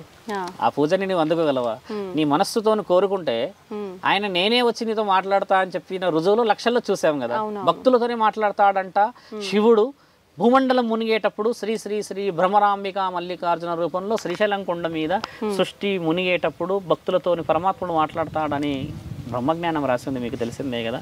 అలాంటిది ఒక శింగలింగం అనేది పెట్టుకున్న తర్వాత పూజించినా పూజించకపోయినా పరమాత్ముడి బిడ్డలమే. కాకపోతే ఏంటంటమ్మా, అలా పెట్టుకున్నప్పుడు నియమాలు ఏంటంటే మనం కొంచెం పవిత్రంగా ఉండి పాజిటివ్గా ఉంటే మన మనసుకు మంచిగా అనిపిస్తుంది కదా. అలా ఎట్టికి పెట్టడం ఎందుకు? మరి నీకు అంత స్థాయి లేనప్పుడు తేయకూడదు. ఇప్పుడు ఏ చిత్రపటాలైనా సరే నువ్వు తెచ్చుకొని పూజిస్తేనే విలువ కదమ్మా. శివుడి దేవాలయం అనేది కాదా, అది ఒక నానుడి వచ్చిందే. కానీ నువ్వు ఇదే ఇప్పుడు సాయిబాబాని తీసుకెళ్ళి నువ్వు పూజించుకుంటే ఇంట్లో పెడతావా? ఏదో బల్లిలో లేకపోతే ఎలకలో దాని చుట్టూ తిరుగుతా నీకు మంచిగా అనిపిస్తుందా? కాబట్టి ఏ దేవుడినైనా ఇంట్లో పెట్టుకొని పూజిస్తేనే పుణ్యం అంటున్నావు. అంతేకాని నువ్వు పూజించకుండా తీసుకొచ్చి అక్కడ పడేస్తే ఖచ్చితంగా వృధా అయిపోతుంది కదా. ఇప్పుడు శివలింగంకి ఆ ప్రత్యేకత ఎందుకంటే మహానీయుడికి విలువ అది. ఆయన ఉన్నాడు అక్కడ పూజించమని. ఆయన కొత్తగా ఇంట్లోకి తీసుకొచ్చి అవమానపరచడం అవసరమా అమ్మ? అవమానపరుస్తారేమన్న ఒక ఆలోచనని ఇప్పుడు మీరు నన్ను అడిగారు కదా, అలా ఒక ఎవరైనా గొప్ప వ్యక్తులు చెప్పిండొచ్చు అక్కడ పూజించవచ్చుగా అమ్మ, ఆయన ముల్లోకాధిపతి మహానీయుడు, ఆయన ప్రత్యేకంగా నెత్తి మీద ఎత్తుకొని పోతున్నారు ఏంటి అని చెప్పి కూడా అనే సందర్భాలను ఈ విధంగా వచ్చిండొచ్చు. అదే మహాముక్కంటి పంది మాంసం తిన్నాడుగా, శ్రీకాళహస్తిలో రుజువులు ఉంది కదా. మరి ఇప్పుడు ఆయన పంది మాంసమే తిని ఒక భక్తిని ఇచ్చేసి ఈ రోజు శ్రీకాళహస్తి అని అంత పెద్ద పుణ్యక్షేత్రం, తిరుపతి పోయినవాడు శ్రీకాళహస్తి పోవాలంటారు కదా. అంత చరిత్ర రాసిన మహానీయుడు శివలింగం తెచ్చుకుంటే నీకు ఆశీర్వాదం ఇయ్యడా? ఇస్తాడు. కానీ నీ మనస్సుని గెలవకపోతే శివలింగం కాదు సాక్షాత్ శివుడు వచ్చినా సరే నీకు ఏమీ మైండ్లోకి పోదు. మీరు అన్నట్టుగా అంతఃకరణ శుద్ధి. పరమాత్ముని గెలవాలంటే ఒక రోగిష్టైన గెలవగలడు.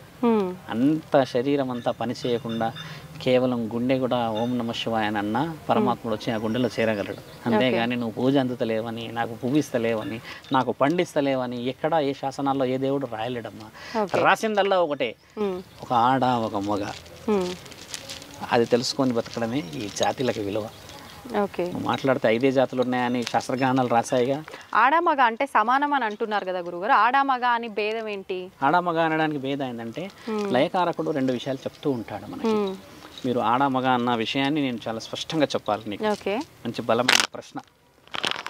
ఓ మహానీయుడు ఏం చేశాడు నా తండ్రి పరమాత్ముడే, ఓ అడవిలో ఇలాంటి ఓ పెద్ద మర్రి చెట్టు దగ్గరే కొన్ని పండ్లు ఇలా ఇప్పుడు చూసాం మనం, పండ్లు ఉన్నాయిగా. ఈ పండ్లకి ప్రతిరోజు సాయంత్రం వచ్చి ప్రాణం పోసేవాడు. ఆయన ప్రాణం పోస్తూ పోస్తూ పోస్తూ పోస్తూ 2 శక్తులని సిద్ధం చేశాడు. ఒక 2 ఆత్మలను సృష్టించి, మొదట ఈ శరీరం ద్వారా ప్రాణాలు లేవు మనకి. మీరు వినిండవచ్చు కదా, ఆడామ్ అండ్ యాపిల్ అని కొన్ని స్టోరీస్ ఉంటాయి. అలాంటి స్టోరీలో ఉన్న అంతరార్థం చెప్తున్నా మీకు. అలా పరమాత్ముడు ప్రతిరోజు సాయంత్రం సంధ్యావేళలో వచ్చి ఒక పండుగ ఇలా ఆత్మని పోసి వెళ్ళేవాడు అనమాట. ఆత్మలింగ రూపంలో ఒక శక్తిని ఇచ్చిపోయేవాడు. వాళ్ళకి ఏం చెప్పేవాళ్ళు? వ్యవసాయం చేసుకోవాలి, మంచి చెడులు జరుగుతున్న కార్యక్రమాలు చూసుకోవాలి, మళ్ళీ మీరు ఇక్కడే ఒక నివాసం ఏర్పరచుకొని ఉండాలి అని పరమాత్ముడు చెప్పిన ఆ సందర్భాన్ని మానవుడు ఏం చేశాడంటే అమ్మా, ఈయన గారు రోజు వచ్చి వెళ్తున్నాడు. మానవుడే ఉన్నాడు అక్కడ, ఆడామగ లేడు. నేను మొదటే చెప్తున్నాను, మానవుడే ఉన్నాడు ఒక ఆత్మ.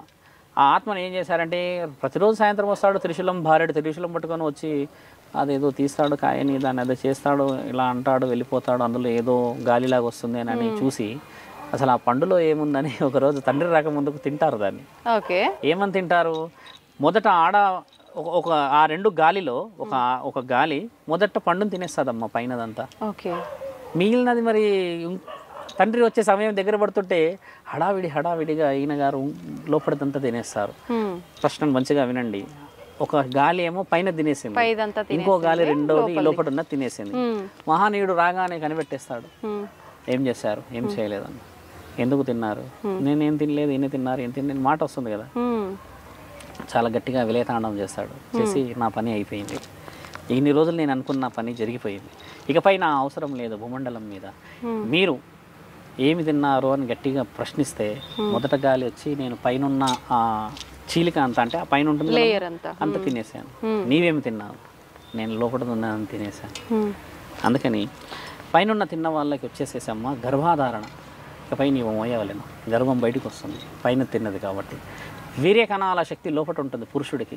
మీరు ఎప్పుడైనా గమనించారా? తల్లి 9 నెలలు మోస్తుంది, బిడ్డపై ప్రేమ ఉంటుంది. కానీ అదే బిడ్డపై ఒక తండ్రికి ఎందుకు ప్రేమ ఉంటుంది? ఎప్పుడైనా గమనించారా? మోయలేడు కదా.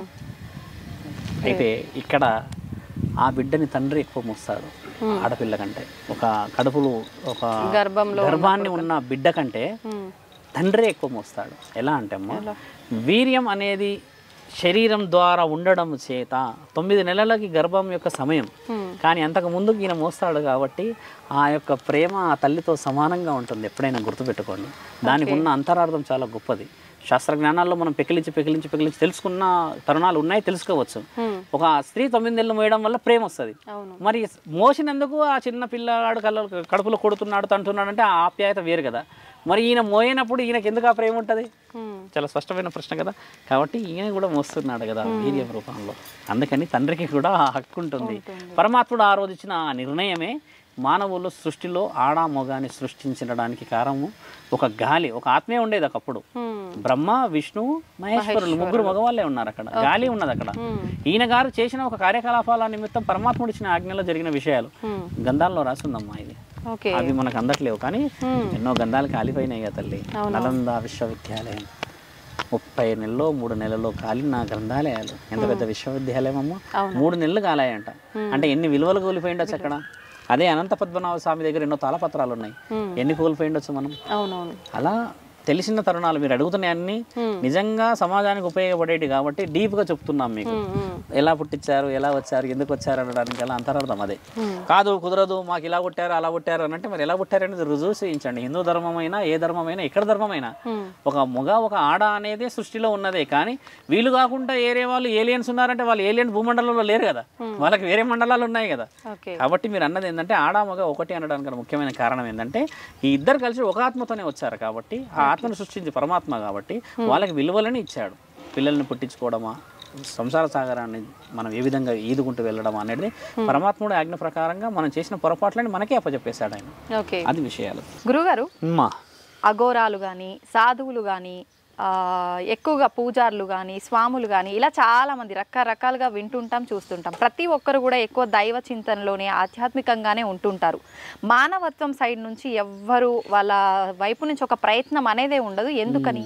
చూడమ్మా, నీవు అడిగిన ఈ లోతైన ప్రశ్నకి విలువైన సమాధానం ఎలా ఉంటుందంటమ్మా, మాల వేసుకున్నవాడు ఒకే దగ్గర ఉండాలని, లేదా ఒక గుడిలోనే ఉండాలని, లేదంటే స్త్రీకి దూరంగా ఉండాలని కొన్ని విషయాలు మనం పాటిస్తూ ఉంటాం. వీళ్ళు మాలలో ఉన్న వాళ్ళు చాలామంది ఏం చేస్తారు అని అంటే కుటుంబానికి దూరంగా ఉండి వాళ్ళొక రూమ్లో ఉండి వాళ్ళ వివరణలు చేసుకుంటూ ఉంటారు. ఈ విధంగా ఏమవుతుంది, వాళ్ళు దైవ కార్యక్రమానికి దగ్గర ఉంటారు. అయితే నేను అనేది ఏంటంటే అమ్మా, మాలలో ఉండి కూడా కుటుంబం ఏదైనా సామాజిక దృక్పథంతో ఉన్న ఆలోచనలు గెలవచ్చు. అలా చేయకుండా ప్రత్యేకంగా దైవాధీనంలోనే కూర్చొని దైవాధీనంలోనే పూజలు చేసి దైవాధీనంలోనే నువ్వు ఎన్నో ప్రసాదాలు పొందేసేసి దైవాధీనంలోనే నువ్వు ఎన్నో వరాలు పొందితే దానివల్ల ఉపయోగం కేవలం నీ శరీరానికే. మీరు అన్నట్టుగా మానవ ప్రచారం కానీ మానవ ధర్మం అనేది మానవుడి యొక్క ఒక మానవత్వం అనేది ఎప్పుడు వస్తుందంటే ఒక స్వామి వల్ల 100 మంది బాగుపడినప్పుడే కదా ఆ స్వామి నిజమైన స్వామి అవుతాడు. మరి నువ్వు స్వామి అని చెప్పేసి మర్రి చెట్టు కింద కూర్చొని కళ్ళు మూసుకొని దేవుడిని కొలిస్తే నీ వల్ల విలువ అనేది నీవే సంపాదించుకున్న వాడివి. కానీ ఒక సాధువు లక్షణం గలవాడితోని సమాజం మారాలి అంటే నువ్వు సమాజంలోకి వెళ్ళాలా వద్దా? వెళ్ళాలి కదా. వెళ్ళి నువ్వు ఏం చెప్పాలి? నాయన శాస్త్రజ్ఞానాల్లో కానీ పురాణ గాథల్లో ఏమి రాసి ఉంది, ఒక ఆకలితో ఉన్నవాడికి, ఒక నిజంగా అవసరం ఉన్నవాడికి, నిజంగా ఒక తోడు కావాలనుకున్న వాడికి కొంతమంది ఉంటారమ్మా, భయంతో ఉంటారు. కొన్ని కుటుంబాలు ఉన్నాయి. నువ్వు వెళ్ళి దైవానికి చెప్పు, నువ్వు అక్కడ చెప్పు కదా, నువ్వు గుడిలో కూర్చొని ఏం గంటలు కొడతావు? అప్పుడు చెప్తే వాళ్ళ కుటుంబం విషయంలో భయం వస్తుందా? ఎంతటి దైవం మీద శక్తి వస్తుంది? ఓహో పలానా స్వామి ఈ విధంగా ఒంటరిదనాన్ని గెలవాలని చెప్పాడు అంటారు కదా. మరి నీ దేవుడు నా దేవుడు అని ఎక్కడ రాసింది? దేవుడు అందరి వాడయ్యాడు కదమ్మా. నువ్వు అన్నది మానవతా దృక్పథం అనేది ఎప్పుడు వస్తుందనంటే ఈ స్వాములు 100 మంది వెళ్ళి 100 మందికి సేవ చేయవచ్చు కదా. మరి చేస్తే వస్తుంది కదా. ఈ సాములు సపరేట్గా ఉన్నారు, ఈ మిగతా వాళ్ళందరూ సపరేట్ కాకుండా మీరు మీద వండుకుంటున్నారు, మీరు మీద తింటున్నారు, ఇవన్నీ చాలా మంచిగా ఉందమ్మా. కానీ ఈ సాములు ఏంటంటే వీళ్ళ కార్యకలాపాల నిమిత్తం వాళ్ళు భక్తిలో ఉండిపోయారు. కానీ ఆ భక్తిని ఒక్కసారి మాలేసినప్పుడు 10 మందిని మార్చొచ్చు కదా అంటున్నాను నేను. మానవతా దృక్పథం అనేది భగవంతుడి వల్ల వచ్చింది అనేది నీవు దిగి చేస్తే కదా తెలిసేది. నీవు మాలేసావు, నీ పని నువ్వు చేసుకున్నావు, ఇంకేదో చేసుకున్నావు వచ్చావు. నేను మాలేసుకున్నా, నేను ఇలానే ఉంటున్నా, ఎన్నో సంవత్సరాల నుంచి ఉంటున్నాం కదా, నా వల్ల ఉపయోగం ఏమున్నది? ఇది కూడా నేను అసెస్ చేయాలి కదమ్మా. నేనేం చేస్తా? ఇప్పుడు చాలా మంది మీ ముందే చూసారు, ఎంతమంది కుటుంబాలు వచ్చారు. వీళ్ళందరికీ ఏం చెప్తాం? ఎలా గొడవ పడుకుంటున్నారు, ఎందుకు గొడవ పడుతున్నారు, ఏం చేస్తున్నారు అని చెప్పి భర్తతో ఎలా ఉండాలి, పిల్లలతో ఎలా ఉండాలి, ఇవన్నీ చెప్తే చాలా మంది చాలా హ్యాపీగా వెళ్ళి రియలైజ్ అయిన వాళ్ళు చాలా సందర్భాలు ఉంటాయి. రియలైజ్ అయ్యే ముందు ఫస్ట్ ఆవిడ చేసిన తప్పు చెప్పగలిగినాడు ఉండాలి. ఇక్కడ ఏమైందంటే అమ్మా, ఎవరికి వాడే యమునా తీరే. ఇప్పుడు నేను ఒక మాట అంటే నీవెవరు నాకు చెప్పడానికి అనేది ఒక మానవుడు చేస్తున్న ముఖ్యమైన తప్పు. ఇప్పుడు 10 మంది కూర్చున్నప్పుడు పంచాయతీ తెగాలి, లేకుండా 100 సార్లు పోతే మరి ఆ పంచాయతీకి విలువ ఉంటుంది అమ్మ. ఇక్కడ జరిగేది నువ్వు అన్నట్టుగా ఏంటంటే సాధువులు, పురోహితులు, తర్వాత ఇంకెవరైనా మాలలో వేసుకున్న స్వాములు ఉన్నా కూడా దైవం అన్న శరీరాన్ని స్వీకరించినప్పుడు నిజమైన దైవాన్ని చూపించడానికి బయలుదేరాలి అంటున్నాను నేను. పూజల పురస్కారాలు చేసుకుంటాం మనం, ఇప్పుడు సదస్సులు పెడతాం మనం, ఇలాంటివి పెట్టవచ్చు కదా, విలువ వచ్చు కదా. ఇంకెప్పుడు మనం పెద్ద పెద్ద వ్యాధులు చనిపోతున్నారమ్మా. దైవం అనేది శక్తి తగ్గిపోవచ్చు వస్తుంది. మరి వాటన్నిటిని నెగిటివ్ నుంచి పాజిటివ్ తీసుకురావాలంటే ఇప్పుడు నాలాంటి వాళ్ళు 10 మంది, మీలాంటి వాళ్ళు 10 మంది కలిసి పాజిటివ్ పోతేనే వస్తుంది కదా. అబద్ధంలోనే ఉండిపోతే ఇంకా ఇంకా ఇంకా ఇంకా ఎన్ని అనర్థాలు జరగవచ్చు. మొన్న చూసాం కదా, 7 సంవత్సరాల బాలికపై పైశాచికత్వం 10 మంది. ఏమున్నదని అనుభవించడానికని వీళ్ళు వెళ్ళారు అంటే ఎక్కడున్నదని పొరపాటు చూసారా? ఎక్కడ మానవతా దృక్పథం, సేవ మీరు అంటున్న మాట. మద్యం మత్తులో చేయలేని ఇవన్నీ మీరు బాగా గుర్తుపెట్టుకోండి. మద్యం మత్తులో చేసేటి కావు ఇవన్నీ. మానవుడు మనసులో నిజంగా ఉంటేనే బయటికి వెళ్ళినాయి అవన్నీ. ఓకే, అంటే కావాలనే చేస్తున్నారంటారా? పైశాచికత్వం అది, పైశాచికత్వం అది. ఓకే, పట్టు లేక, కుటుంబ బాధ్యతలు లేక, అమ్మా నాన్నల భయం లేక, గురువు విద్యలో బోధన సరిగా లేక, ఇవన్నీ జరగడం వల్లనే అయినాయి అంటాం కదా. మరి అన్ని రాష్ట్రాల్లో జరుగుతలేవు, కొన్ని ప్రదేశాలు ఎందుకు జరుగుతున్నాయంటే అంతటి భయం లేకుండా ఉన్న జీవితాలు కదమ్మా. ఏం చేస్తారు? మహా అంటే ఊరేస్తారు, మహా అంటే ఉరి చేస్తారు అన్న భయమే తల్లిదండ్రులు, భార్య, పిల్లలు అయితే అసలు ఆ ఉరి అన్న పదం వచ్చినప్పుడే మరి అన్ని విధాలుగా కావాల్సిన మర్యాదలు శరీరానికి జరిగిపోతాయి. భయం కాదా? నెల అంతా పనిచేసి జీతం రాకపోతే ఇల్లు కుటుంబం బయటపడతారని తండ్రులు ఏడ్చిన వాళ్ళు ఉన్నారా? చాలా మందిని చూస్తాం. మరి ఆ భయం అనేది ప్రతి ఒక్కరికి వస్తేనే కదమ్మా నువ్వు అన్న మానవతా దృక్పథం నిలబడుతుంది. ఆ విధంగా నువ్వు అన్నది దైవాన్ని పూజిస్తూ మనిషిని పరమాత్మని కలుపుకోవడమే కదా. శివతత్వమైనా ఏ దైవతత్వమైనా అదే కదమ్మా. కలుపుకోవాలి, మంచిగా అయిపోవాలి. ఒక సెట్ ఆఫ్ జనరేషన్స్లోనే దేవుని పూజించాలని రాసేలేదమ్మా. ఎవరినైనా భిక్షం ఎత్తుకున్న వాడిని కూడా పూజించవచ్చు. భిక్షం ఎత్తుకునే వాడే కదా నా తండ్రి పరమాత్ముడు ఇంటింటికి వచ్చి అడిగేది. భిక్ష అంటే భగవతి భిక్ష అనేది అడిగే పరమాత్ముడే మహానీయుడు భిక్ష అనేది వెళ్తే మానవ జన్మెత్తిన మనం ఎంతమ్మా? ఒకసారి నువ్వు ఆలోచించు. దీంట్లో పాజిటివ్ తీసుకోవాల్సింది వదిలేసి నెగిటివ్ తీసుకుంటాం మనం. నెగిటివ్ తీసుకోవడం అనేది మొదలయ్యి నెగిటివ్కి వాల్యూ ఎక్కువ అయిపోవడానికి గల కారణం ఏంటంటే నేను చేస్తున్న ఈ నెగిటివ్ నీకు చాలా నచ్చింది కాబట్టి, ఆ నెగిటివ్ నీకు చేసింది నాకు నచ్చింది కాబట్టి ఒక నెగిటివ్కి ఒక నెగిటివ్ వేసి ఇంకొక నెగిటివ్ వచ్చింది. నువ్వు చేస్తున్న ఆ నెగిటివ్ నేను ఆపేసి పాజిటివ్ చేయకపోతే ఇలా అవుతుందని చెప్తే ఒక క్షణమన్నా నీకు బాధ కాదా? ఒక క్షణమన్నా నీకు భయం కాదా? నీవు పచ్చగడ్డి మేస్తున్నావు, నేను పచ్చగడ్డి మేస్తున్నా. చూసే వాళ్ళందరూ చూసి అది మేయడానికి వస్తారు. నేనేమంటున్నానంటే నువ్వు పచ్చగడ్డి మేసేది అందరు కనబడాలి అంటున్నాను. ఎండుగడ్డి మేసుకుంటూ పచ్చగడ్డి అని అంటే వాడు చూసినాడు కూడా నిజంగా పచ్చగడ్డి ఏమో నాకు ఎండుగడ్డి అని చెప్తున్నా అనుకుంటారు. తెలివితోని పోవాలి. గాడిదగుడ్డు లోకల్లో లేదు, కేవలం మాటలనే ఉంది. ఇలాంటి దానికి మనం పోకూడదు అంటున్నాను. గాడిదగుడ్డు అయితే చూడలేదు కదా మీరు, కొంపది చూసినా అంటారా? కాదు కదా. అలా మానవులు అలవాటు అయిపోయారు, లేని దాన్ని నమ్ముతున్నారు. గాడిదగుడ్డు అనగానే నన్ను కోపం వస్తుంది, కానీ అసలు లేనిది చెప్తున్నాడు అని అనుకుంటే వాడి మీద నవ్వుకోవాలి మనం. గాడిదగుడ్డు అనగానే మనం గుండు వల్ల కొడతాం వెళ్ళి కోపంతో. అలా మనిషి యొక్క దృక్పథం నాశనం అయిపోయిందమ్మా. గురువుల విద్య మీరు అనుకునే స్థితికి రాక, తల్లిదండ్రులు మొదటి విద్య అర్హతలమ్మా. బాగా కొట్టాలి, తిట్టాలి, గురు స్థానాన్ని తీసుకోవాలి, స్నేహితుడు స్థానం తీసుకోవాలి. బిడ్డని ఇలా ఎత్తుకొని పొద్దుంతా నాకకూడదు ప్రేమతో. ఒక సమయం వచ్చి నేను ఎత్తిలో కూర్చుంటాడు. ఈ రోజు ప్రేమ, ఆ రోజు నీకు మెడకు ఊరైపోతుంది. నువ్వు ఆ రోజు నువ్వు 5 సంవత్సరాలు 6 సంవత్సరాలు ఉన్నప్పుడు తల్లిలాగా చూసి 6 సంవత్సరాల తర్వాత ఆయనని గురువులాగా చూసి దండించి తప్పు చేసినప్పుడు అలా చేస్తే 18 ఏళ్ళకి నువ్వు ఎంత పవిత్రంగా కనబడతావు. ఆ 18 ఏళ్ళ వరకు నీవు ఒకటే ప్రేమని చేసే తప్పన్నిటినీ నా కొడుకు చేస్తాడు, మీరెవరు ఇలా అని అని అని అని నా బిడ్డ లోకమంతా చేస్తలేదా అని అని అని అని అని తల్లిదండ్రుల నుంచే ఈ విద్యాబుద్ధులు అన్నీ చాలా కాలం దెబ్బతిన్నేసాయమ్మా. అంటే ప్రేమ చూపించడం వల్ల తప్పులేదు కదా. ఖచ్చితంగా భగవద్గీతలో రాసి ప్రేమ ఎక్కడ వరకు చూపించవచ్చు కదా. 6 సంవత్సరాలకే ప్రేమ, 6 సంవత్సరాల తర్వాత నువ్వు ప్రేమ చూపించలేవు, రాదు కూడా. మన దాంట్లో రాసింది కదా, ఒక శరీరం ఒక వయసులో ఎలా ఉంటుందని రాసింది కదా. మరి నువ్వు 18 ఏళ్ళకి నువ్వు ఆయనకు జీవితం సమాజం అనేది చెప్పడం మొదలుపెట్టేసి ఏం ప్రేమ చూపిస్తావమ్మా? ప్రేమ ఏంటంటే అమ్మా, ఏ వయసులో నీకు ఏది కావాలో చూపించగలిగినదే నిజమైన ప్రేమ. నువ్వు 16 సంవత్సరాలు దాటిన ఒక అమ్మాయిని మాట్లాడినప్పుడు ఆమెతో నువ్వు స్నేహితురాలుగా మాట్లాడితేనే నీకు ఆవిడకి విషయ వివరణ తెలుస్తుంది. నీవు అక్కడ అమ్మలాగా మాట్లాడితే, ఒక గురుస్థానాన్ని నువ్వు తీసుకుంటే నీకు అన్ని విషయాలు చెప్పదు కదా. అవును. నువ్వు ఆ తరుణాన్ని నువ్వు గెలిస్తేనే కదా ఈవిడ మనస్సు. చూడమ్మా, ఒక మాట ఉండే మనకి శాస్త్రజ్ఞానాల్లో, గొడ్డుకో దెబ్బ మనిషికో మాట అన్నారు. ఇక్కడ అది కాదు, రివర్స్ అయిపోయింది. మనిషికో దెబ్బ అయిపోయి గొడ్డుకో మాట ఇది. అయ్యి అనగానే వెళ్ళిపోతున్నాయి ఆ బర్రెలు గారి ఆవులు గారి. మనిషి అయ్యి కాదు, ఆవు అన్న పోతలేడు, జావు అన్న పోతలేడు, వస్తలేడు. అసలు సంవత్సరం అయిందంట కలవరీకి అంటారు. ఎక్కడో ఆస్ట్రేలియా ఉన్న వాళ్ళు 7 ఏళ్ళు ఇట్లా. అంటే ఎక్కడ తేడా వచ్చింది ఇప్పుడు? నీ యొక్క విలువలే కదా అమ్మా. ఈ భగవద్గీతలో మొట్టమొదటి పాఠమే అది. అతి గారాభంతోనే బిడ్డల్ని కోల్పోయిందని ఆవుది దూడది ఉంది శాస్త్రజ్ఞానాలలో ఉన్నాయి. నాతోని మాట్లాడుతున్నాయి అన్నీ కూడా రుజువులు చేయబడ్డాయే చెప్తున్నాము.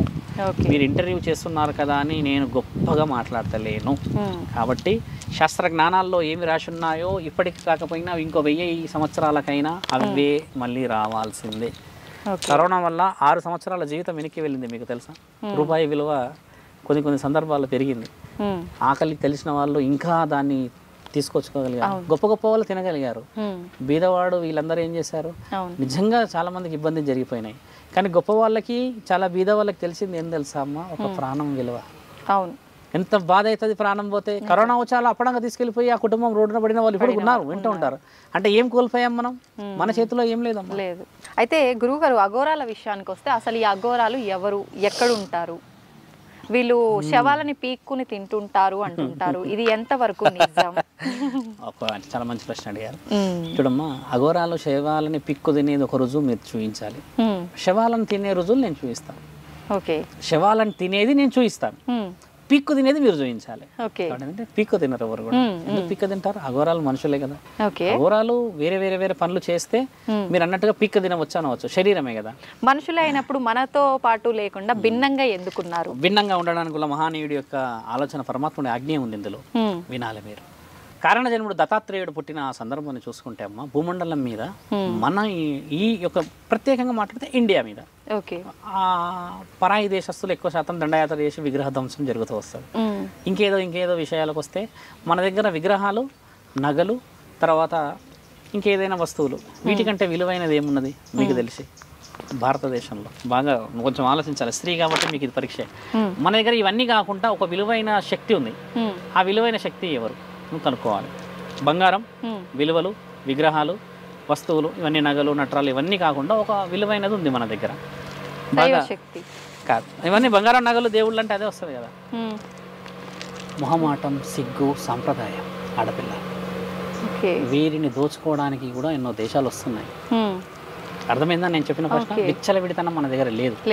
దీన్ని కూడా కొల్లగొట్టి దోచుకుపోయి మానవభంగాలు చేసిన సందర్భాలు చాలా చూసాం చరిత్రలో. అలాంటి సందర్భాన్ని తీసుకుంటే దత్తాత్రేయుడు కారణ జన్ముడు పుట్టినప్పుడు కూడా ఇలాంటి విషయాలే జరిగినాయి. అరే, నా దేశం మీదకి వచ్చి నా విగ్రహాలు, నా నగలు, నా ఆస్తి, నా అంతస్తులు ఇవన్నీ ధ్వంసం చేసింది కాక అవం శుభం తెలియని నా ఇంటి ఆడపడుచులని, నా ఆడబిడ్డలని, నా వంశాధిపత్యాన్ని కూడా వీళ్ళు స్వీకరించేసి పైశాచికత్వంగా అనుభవించి ఇష్టం ఉన్నట్టుగా చిత్రహింసలు చేస్తున్నారు అన్న ఆ సందర్భాన్ని గెలిచిందే అఘోర. ఏం చేశాడు, ఎలా చేశాడు, ఎలా చేయాలి? దత్తాత్రేయుడికి ఆలోచన, నేను వాళ్ళని ఎదుర్కోలేకపోతున్నా, గుర్రాల మీద పెద్ద పెద్ద కత్తులు పట్టుకొని వస్తున్నారుగా అని ప్రకటన ఇచ్చాడు భూమండలం మొత్తం. విలువైన వాళ్ళు, దైవాధీనంలో ఉన్న ధర్మ కార్యకర్తలు ఉన్న వాళ్ళు, సమాజం కోసమే ప్రాణం కూడా ఆలోచించని వాళ్ళు కావాలి. దైవ బోధన ఇస్తాము, భారత భూమండలాన్ని కాపాడడానికి అని ఒక హెచ్చరిక జారీ చేస్తే కొంతమంది అఘోరాల రూపంలో మేము వస్తాము, మాకు భక్తి అంటే ఇష్టం, మా యొక్క ఈ సమాజాన్ని కాపాడతామని వచ్చిన వాళ్ళే అఘోరాలు. వచ్చినప్పుడు 12 సంవత్సరాల శిక్షలు ఇచ్చారు. ఎలా శిక్షలు ఇచ్చారంటే అమ్మ, కఠోరమైన శిక్షలు. ఆకలి మరవాలి, ఒకటి మనసు చావాలి, వేరే వాళ్ళ మీద ఉండదు. వ్యామోహం, శారీరక కోరికలు చావాలి, దేహం మీద ఆశ ఉండకూడదు. న్యాయం ధర్మం అనేదే ఉండాలి. ఇలా ఎన్ని శిక్షలు 12 సంవత్సరాలు నేర్పించిన విద్యార్హతని పొందిన వాళ్ళే నువ్వన్న అఘోరాలు. దండయాత్ర జరిగింది ఇక మళ్ళీ 12 సంవత్సరాల తర్వాత. ఆ దండయాత్రని ఆపిన మహానీయులే మా నాగసాధవులు. హరహర మహాదేవ్ అని చెప్పేసి త్రిశూలాలు పట్టుకొని వెళ్ళి వీరోచితంగా పోరాడి భూమండలాన్ని కాపాడి, అదేంది వీరు ఒక రకంగా వస్తున్నారు మనుషులు, హరహర మహాదేవ్ అన్న ఆ శబ్దం ఏంది, మరణగండం లాగుంది అని చెప్పి కొన్ని 10,000 మందిని వెనక్కి పంపించి భూమండలాన్ని కాపాడిన వాళ్ళే షార్ప్ వెపన్స్ అఘోరాలు. మీరు అన్న రియల్ అఘోరాలు శవాలని పిక్క తినలేదు. ఒక శరీరాన్ని ఎందుకు తిన్నారంటే if you suffer with any disease okay మన ఆర్గాన్స్లో మనం తింటాం ఆహారం రూపంలో. బోన్స్ అంటే విటమిన్, హెయిర్ లాస్ అంటే ఇంకేదో ఒమేగా ఫ్యాటీ యాసిడ్స్ అనో ఫిష్ ఆయిల్ అని తింటూ ఉంటాం. ఇంకేదన్నా ఉంటే సంథింగ్ మనం చూస్తుంటాం కదా. ఇన్ని వనమూలికల సముదాయం ఒక శరీరం. అవును. ఒక యుద్ధ సమయం ఎన్ని రోజులైనా జరగవచ్చు, కొండ ప్రాంతాల్లో జరగవచ్చు, వర్షాలు రావచ్చు, ఇంకేదైనా జరగవచ్చు. అలాంటప్పుడు పరమాత్ముడు ఇచ్చిన ఆజ్ఞ ఏంటంటే అమ్మ, వృధాగా పోతున్న శరీరం మట్టిలోనే కలుస్తుంది కదా. ఎన్నో వనమూలికల సముదాయం, దాన్ని తింటే మీకు 24 గంటలు ఆకలి కాదు, 24 రోజుల వరకు మీరు ఉండవచ్చు. బాగా నా ప్రశ్నలో జవాబు మీరు లోతుగా చూడండి. ఓసారి ఒక అఘోర మీరన్నా అదే ఒక శరీరాన్ని తింటే 24 రోజుల వరకు మళ్ళీ తినడు అన్నం. పొద్దున 3 పూటలు మీరు అన్నట్టుగా తినే ఈ మటన్ చికెన్లు తింటారు కదా ఇప్పుడు, అలా తినేది కాదు అఘోర తత్వం. ఒక్కసారి తింటారు 200 గ్రాములు, అది 24 రోజుల తర్వాతే ఆకలి అవుతుంది. ఏం చేస్తారు గురువు గారు అని అనవచ్చు మీరు. వాళ్ళు ఆ 24 రోజులు భగవంతుడి స్మరణలోనే ఇలానే కూర్చొని ఉంటారు. అఘోరాల్లో చూసారుగా త్రిశూలం పట్టుకొని. మళ్ళీ ఆకలి కాదు, ఎలాంటి కోరికలు ఇంకా శరీరంలోకి రావు. ఎందుకంటే వీళ్ళకి పరస్త్రీ మీద ఉన్న నరాన్ని కట్ చేసేస్తారు ఈ 12 సంవత్సరాల శిక్షలో. అన్నీ అయిపోతాయి కదా. 12 మీరన్న ఆ 12 సంవత్సరాల్లో ఆకలిని గెలిచారు కదమ్మా. గెలిచిన నువ్వు అడిగిన ప్రశ్నకి పీక్కు తినడానికి తేడా వచ్చేసింది కదా. ఇప్పుడు ముందే వాళ్ళకి అన్నిటినీ తట్టుకునే శక్తి వాళ్ళ బాడీకి శిక్షణ ఇచ్చిన తర్వాత మళ్ళీ వాళ్ళ ఆకలి తట్టుకోవడం కోసం మాంసం తినడం ఎందుకని గురువు? యుద్ధాలు చేయట్లేరా మరి? యుద్ధం పోయినప్పుడు మరి అన్నీ తీసుకొని వెళ్తారా? నువ్వు మాట్లాడుతుంది ఈ తరుణంలో అడ్వాన్స్డ్ KFC బర్గర్లు ఉన్న తరుణం కాదు నువ్వు మాట్లాడుతుంది. 1000 సంవత్సరాల క్రితం మాట. అప్పుడు అడ్వాన్స్గా ఏమున్నాయి మరి? యుద్ధంలో ఉన్నారు వీళ్ళు, ఎన్నో పనులు జరిగాయి. ఇవన్నీ జరిగిన తర్వాత మరి అఘోర ఏం చేస్తాడు? ప్రతి ఇంటికి వెళ్ళి భిక్షాటన చేసే అన్నం తినాలి వాళ్ళు. మీరు అన్నట్టుగా వాళ్ళు ఒక ఇంటికి వెళ్ళి భవతి భిక్షాందేహి అని 7 కడపలు మాత్రమే అడిగే అర్హత ఉంది భూమండలంలో. ఎవరి ఇంటికి వెళ్ళి వాళ్ళ దగ్గర పోయి అడుక్కుని తినే అర్హత లేదు తల్లి. అందుకని వాళ్ళు ఏం చేశారు? రక్షణ కవచంలాగా ఉపయోగించారు. రక్షణ కవచంలానే తింటూ వారసత్వంలాగా ఆస్తిని తీసుకొని ఈ రోజు వాళ్ళు శివుడిని కొలిసే తరుణానికి వెళ్ళారు కదా. మరి ఆ తరుణాన్ని మీరు అన్నట్టుగా ఇంత అడ్వాన్స్ టెక్నాలజీ గురించి నన్ను అడగలేవు ప్రశ్న. అఘోరా అనేవాడు 100 సంవత్సరాల క్రితమే ఆ చరిత్రకు సంబంధించి పోయారు. నేనన్న యుద్ధం జరిగింది కూడా భూమండలం మీద గోకులం, ద్వారకా నగరం ఈ 100 సంవత్సరాల క్రితం కూడా జరిగింది. మీరు సెర్చ్ చేసుకోవచ్చు యూట్యూబ్లో. ధర్మసత్యాలు ఇవన్నీ. అప్పుడు కూడా కాపాడింది నాగసాధువులు అఘోరాలే. వాళ్ళు కాపాడడం చేత ఇప్పుడు ఆర్మీ ప్రొటెక్షన్స్, స్పెషల్ డిఫెన్సెస్ వచ్చారు కదా, వీళ్ళ దగ్గర నుంచి వచ్చినాయి ఇవన్నీ. మన సొసైటీ రక్షణకు వచ్చారు కదా వీళ్ళంతా. ఇప్పుడు అఘోరాల పని తగ్గింది. ఇప్పటికి కూడా కొన్ని సందర్భాలలో ఏదో ధర్మ కార్యక్రమాలకు పూజలకు వచ్చిపోతుంటాం, చూస్తూ ఉంటాం. వాళ్ళ పని వివరాలు తగ్గాయి తల్లి. ఒకప్పుడు వీళ్ళు కాపాడారు. మీరు అన్న అఘోరాలు నాగసాధువులు పిక్క తినరు, వాళ్ళు దాన్ని దైవ ప్రసాదంగా స్వీకరిస్తారు. ఆ పిక్క తినడం అనే మాట వినడానికే ఎక్కడికో పోయింది. అలా ఎలా అంటారు? అఘోరాలు అంటే ఎవరమ్మా? శివస్వరూపాల తల్లి. శివుడిని కొలిసే వాళ్ళు చూసాం కదా. మీరు అన్నట్టు తప్పు చేసిన వాళ్ళు వేషాధారణలో ఉన్నవాళ్ళు అక్కడ చూస్తాం. కొంతమంది మోసం చేశారంట, ఆడపిల్లని వశపరుచుకున్నారంట. ఇవన్నీ ఇది చెడుగా పోయే మనుషులు నిజమైన అఘోరాలు కాదు. నిజమైన అఘోర పరమాత్ముడి ఆజ్ఞలో మంచకొండల్లో కళ్ళు మూసుకొని ఉంటాడు కదా. ఆయన పరమాత్ముడితో శరీరాన్ని అప్పచెప్పేస్తాడు ఆయన. అది విషయం. అయితే గురువుగారు, మనం కాశీ వెళ్ళినప్పుడు ఎక్కువగా అఘోరాలు కనిపిస్తూ ఉంటారు. వాళ్ళంతా నిజమైన అఘోరాలే అని చెప్పొచ్చు అంటారా? నిజంగా అఘోరాలు ఎక్కడ నివసిస్తూ ఉంటారు? ఇప్పటికీ ఉన్నారా? ఉన్నారు, ఇప్పటికీ అఘోరాలు ఉన్నారు. ఇప్పటికీ సృష్టి కార్యక్రమాల నిమిత్తం కాశీ నివాసమే ఎందుకు చేసుకున్నారంటే అమ్మ, భూమండలంలో పరమాత్ముడు ఇచ్చిన మొట్టమొదటి పుణ్యక్షేత్రం కాశీ. ఇప్పుడు ప్రధానమంత్రి గారు ఎక్కడ ఉన్నారు? ఢిల్లీలో ఉన్నారు. అంటే అక్కడ నుంచి ఆయన దేశాన్ని మొత్తం పాలిస్తాడు. భూమండలానికి అధిపతి ఎక్కడున్నాడు? కాశీలో. అక్కడ వాళ్ళందరి స్థావరం. ఇప్పుడు 12 జ్యోతిర్లింగాలు ఉన్నాయమ్మ మన దగ్గర. 64 జ్యోతిర్లింగాలు యాక్చువల్లీ. 64లో 12లో మనకు పడిన జ్యోతిర్లింగాలలో కాశీకి ఆ ప్రత్యేకత ఎందుకు వచ్చిందంటే అమ్మ, అక్కడ కాలం చేసిన వాళ్ళు వెళ్తారు అక్కడికి. అంటే గంగా నీళ్ళు కలపాలని వెళ్తారు, కొంతమంది అక్కడ చనిపోతే బాగుండని వెళ్తారు కదా. కాశీ అనేది ఏంటంటే జననాన్ని మరణాన్ని గెలవగల స్థానం అది. విశ్వేశ్వరుడు అంటే విశ్వాలని ఏలిన ఈశ్వరుడు ఉండే మొట్టమొదటి స్థలం.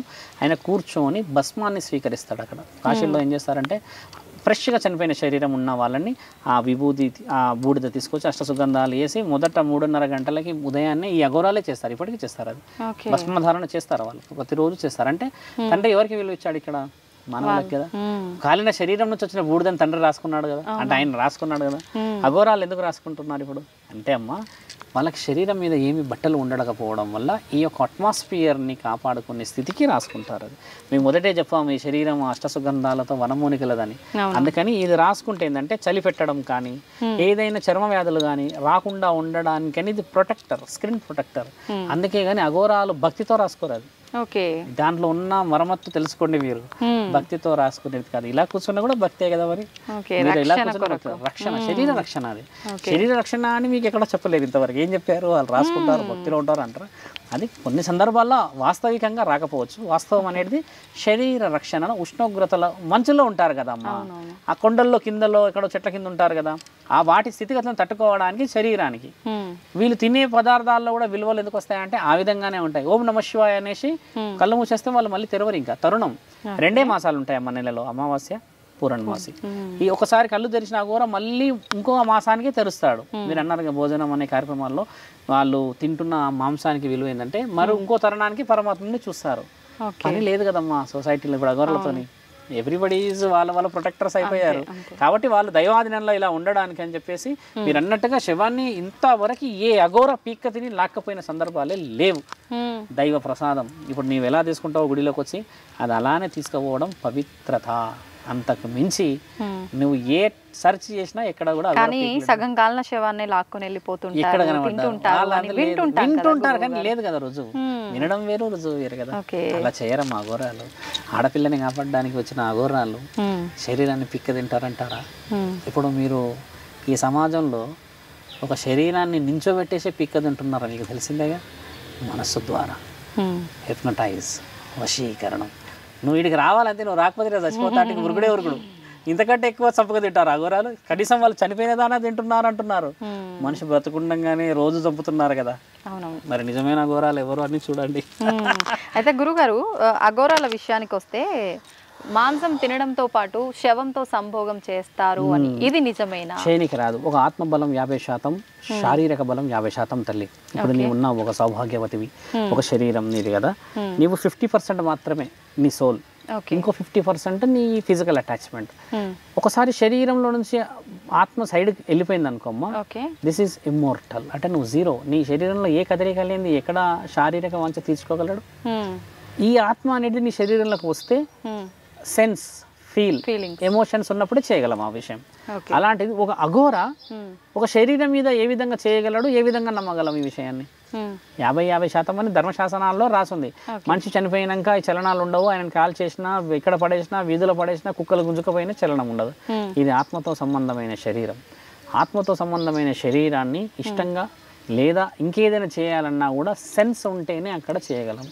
సెన్స్ లేకపోతే అఘోరా కాదు కదా, ఎంత మంచి వాళ్ళైనా ఏమి చేయనీకి రాదు. నిజం కాదు, అది అబద్ధం. ఎందుకు వినిపిస్తుంది గురుగారు? అంటే మీరన్న విషయంలో విద్యా బోధనలో కొంతమంది ఏం చేశారంటే అమ్మ, నిజమైన అఘోరాలు కాదు వీళ్ళు, శక్తులు సంపాదించడానికి అని ప్రయత్నాలు చేసే వ్యక్తులు వీళ్ళంతా. మాకు శక్తి వచ్చేసేయాలి, అప్రూవల్ బాగా రావాలి, నాకు నేను ఈ పూజ చేసి ఈ విద్య సంపాదించాలి.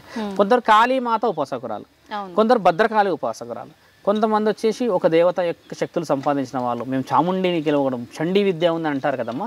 ఇట్లా కొంతమంది ఏం చేస్తే విద్య సంపాదించడానికి చేస్తున్న ప్రయత్నమే అది. నిజంగా జరిగిన ప్రక్రియ కాదు. ఉగ్ర కాదమ్మా. వాళ్ళు ఒక శరీరం ఉన్నది. ఇప్పుడు నిన్ను ఒక కాలం చేశాం, ఉదాహరణకు ఒక వ్యక్తి చనిపోయాడమ్మా. ఆ వ్యక్తిలో ఇంకొక శరీరం, ఒక ఆత్మని వేసి లేపుదామన్న ప్రయత్నాలు చేస్తూ ఉంటారు. ఒక మాట మీరు బాగా గమనించాల్సింది ఏంటంటమ్మా, మరణం జననం శివుడి ఆజ్ఞ. ఒక్కసారి కాలం చేసిన శరీరంలోకి వేయడానికి ఈ మానవ శక్తి సరిపోదు, ఎప్పటికీ రాదు.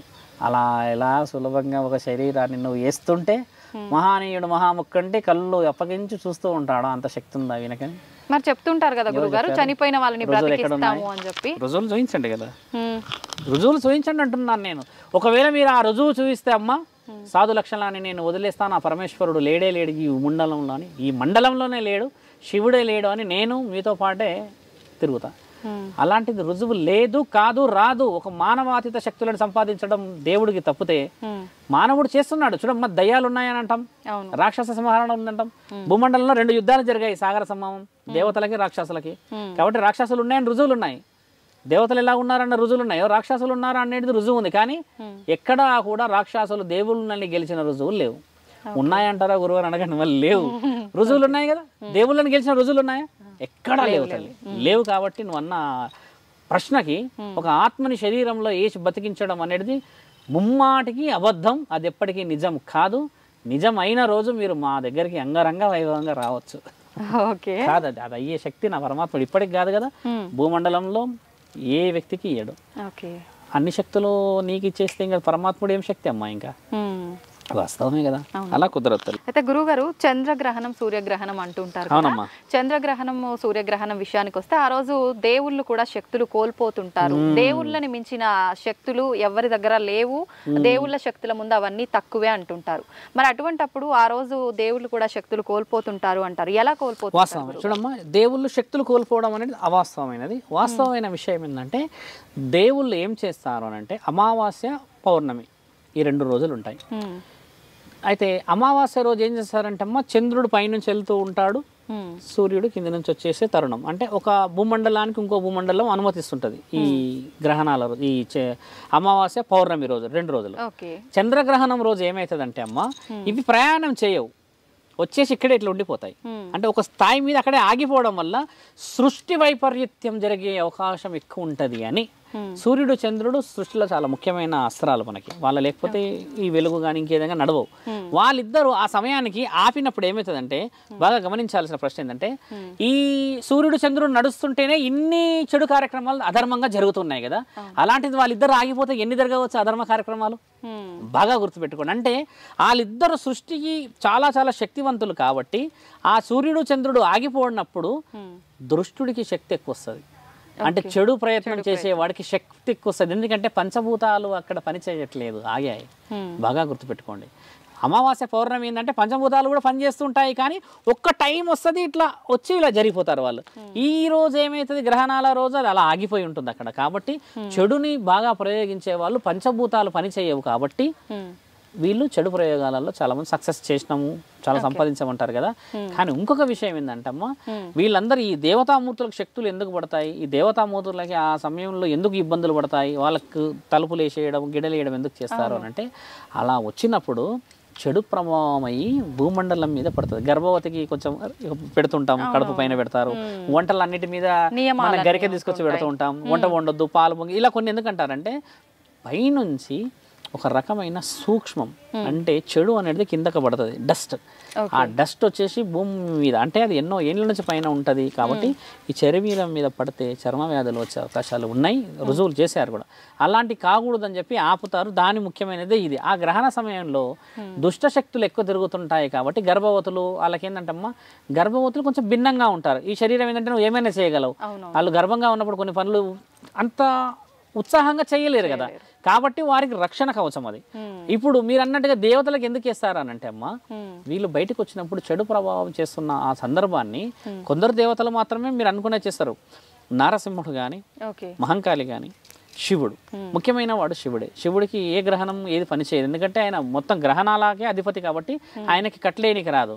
అయితే కట్లు ఎవరికి పడతాయంటే, అంటే కట్లాని కూడా కాదు, తాళాలు. ఈ గుడికి వాళ్ళు రాకూడదు అని ఎవరికి అంటారంటే అమ్మ, ఎవరికి జననం మరణం ఉంటుందో వాళ్ళకి ప్రమాదాలు ఉంటాయేమో చెడు ప్రయత్నంలో అని ఆగుతారు. ముల్లోకాధిపతికి జననం మరణం లేదు కదా, కాబట్టి ఆయనని ఆపలేరు. ఆ రోజు ఇంకా ఆయన పూనకం మీద ఉంటాడు ఇంకా. కాబట్టి మిగతా వాళ్ళ దేవతలందరికీ జననాలు మరణాలు రాసున్నాయిగా, మన చరిత్రలో అయితే చూసాంగా మనం. కాబట్టి చెడు ప్రభావం జరుగుతున్న సమయంలో చెడుకి వీళ్ళు విరుద్ధంగా పోకూడదని నించొని ఉంటారు. తర్వాత మిగతా కార్యక్రమాలన్నీ వాళ్ళు ఎవరికి ఏ విధంగా రక్షణ ఇవ్వాలో, ఇప్పుడు మీ తాతే ఉన్నాడు, మా తాతే ఉన్నాడు, రేపు చెడు రోజు అంటే ఈ రోజే ఇంటికి అన్ని రక్షణ చేసి వెళ్తాడు కదా, మరి దేవతామూర్తులు కూడా అదే చేసి వెళ్తారు.